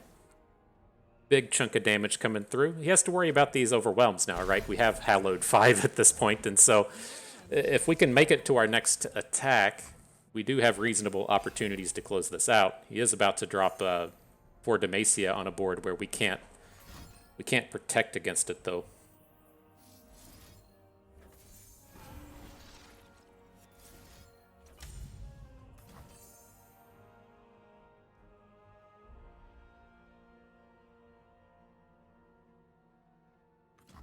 Not looking good. You really needed to be able to pop off one of these smaller units. God.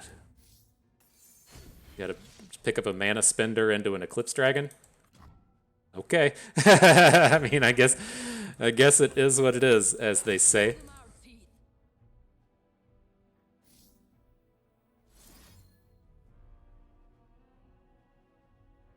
Alright, so if we survive this combat, can't lethal us just yet, right? He can come, assuming he doesn't have any more cards in hand, he can only hit us for 10.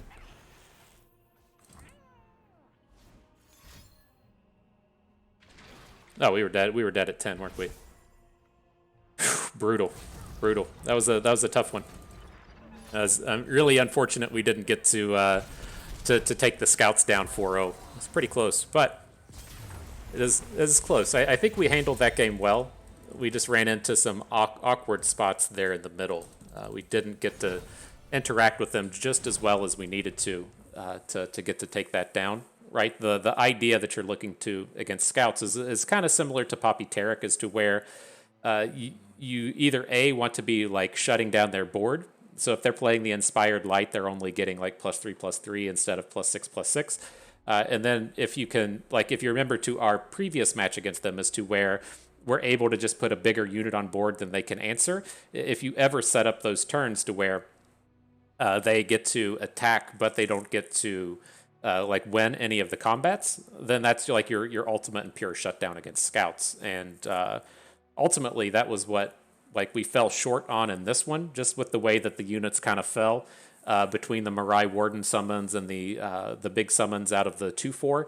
We didn't find ourselves in the spot to where we were able to say, oh yeah, none of your attacks are actually good this turn. And that's kind of why when we're looking there at the start, we're kind of looking to hang on to Troll Chant, as that gives you those opportunities to where if you get that 2-for-1 in their combats, then they can't really come back from it. But I think the big turning point in that game, and maybe where we got a little bit too aggressive, is we did kind of have that opportunity, right? We had that opportunity to have a unit that was bigger than what they could deal with in the 4/6, the big Overwhelm Regenerate unit.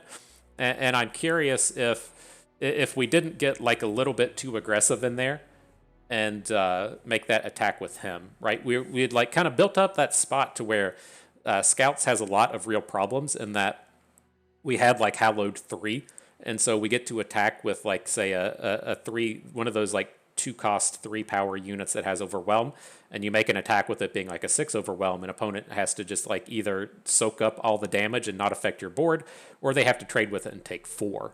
And that's ultimately like the big weak points against Scouts, against these Overwhelm decks. And I think that attacking with the 4/6 there might have just been a little bit too greedy. I'm pretty confident that we had like combat tricks in our hand at that point as well, and we kind of gave up on it a little too fast. And so I think like option number 1, I don't completely remember that board, but I think no attack and attack with a small unit would have all been better than attacking with the big one, assuming that we had to have 2 power there, right?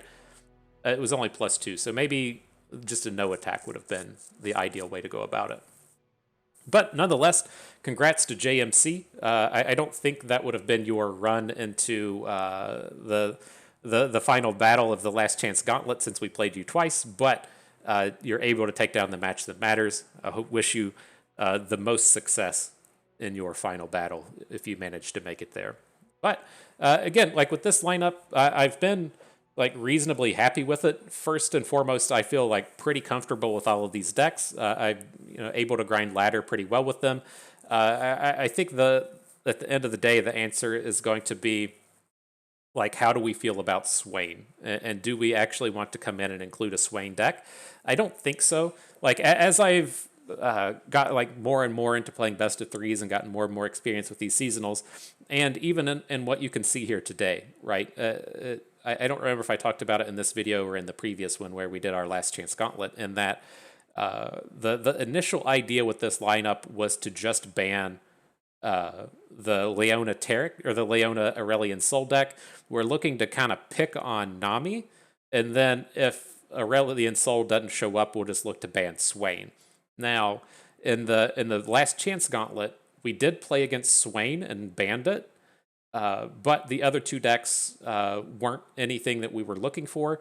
In this one, the first two rounds weren't ultra competitive, but the last three rounds were things that I would expect to see at seasonals. And from amongst in there, there was no Nami. There may have been a Swain. I don't remember. But these decks that we're all looking to kind of target and pick on, they just don't show up in the volume that matters. And so I've become kind of like a big supporter of just playing good decks. And if we're just playing good decks, do we feel like our deck lists are good enough? Number one, we aren't trying to be too involved with outthinking the meta. And number two, what if we just kind of instead of say, let's just ban Swain, which I think is an okay idea. What if we just look to go and ban Ionia and then look to take advantage of some of these really powerful spells like the Harrowing? And so that's where my brain kind of moves to. I think we're in a decent spot here to where our lineup is just the decks are good enough. I feel really happy with Poppy Taric. I think the Sejuani Gwen deck is underrated. I'm not entirely certain about the Akshan Pantheon, but I do really love these Darken, Lodestone, and Equipment decks. I think they have... I think they've been severely underrated throughout the entirety of the set, and I think the Bloodletters and the Lodestone are arguably the best cards to come out of this set, and they definitely don't see enough play. And I feel pretty good having Akshan in the lineup and being able to bring these out. And so I'm curious if, when it comes to the final tunings of our deck, if we don't just say, okay, we're going to ban Swain, and then outside of Swain, we'll just ban whatever has Ionia in it. And then, that just gets me to the question of, should we just be bringing Swain ourselves? Should we have Swain in this Sejuani space, which I don't really want to do? I'm kind of thinking I would rather just play another Harrowing deck than play Swain. Or should Swain replace Akshan Pantheon, which I'm not, really stoked about, but it could be a deck that definitely goes. But, I think with just some tuning, with these ideas in mind, we should be in a pretty good spot. And so, nonetheless, that is going to do it for us today. Hope everyone enjoyed the gauntlet. Hope you maybe learned a thing or two along the way and had a good time watching. This is Bust, and we thank you for being here.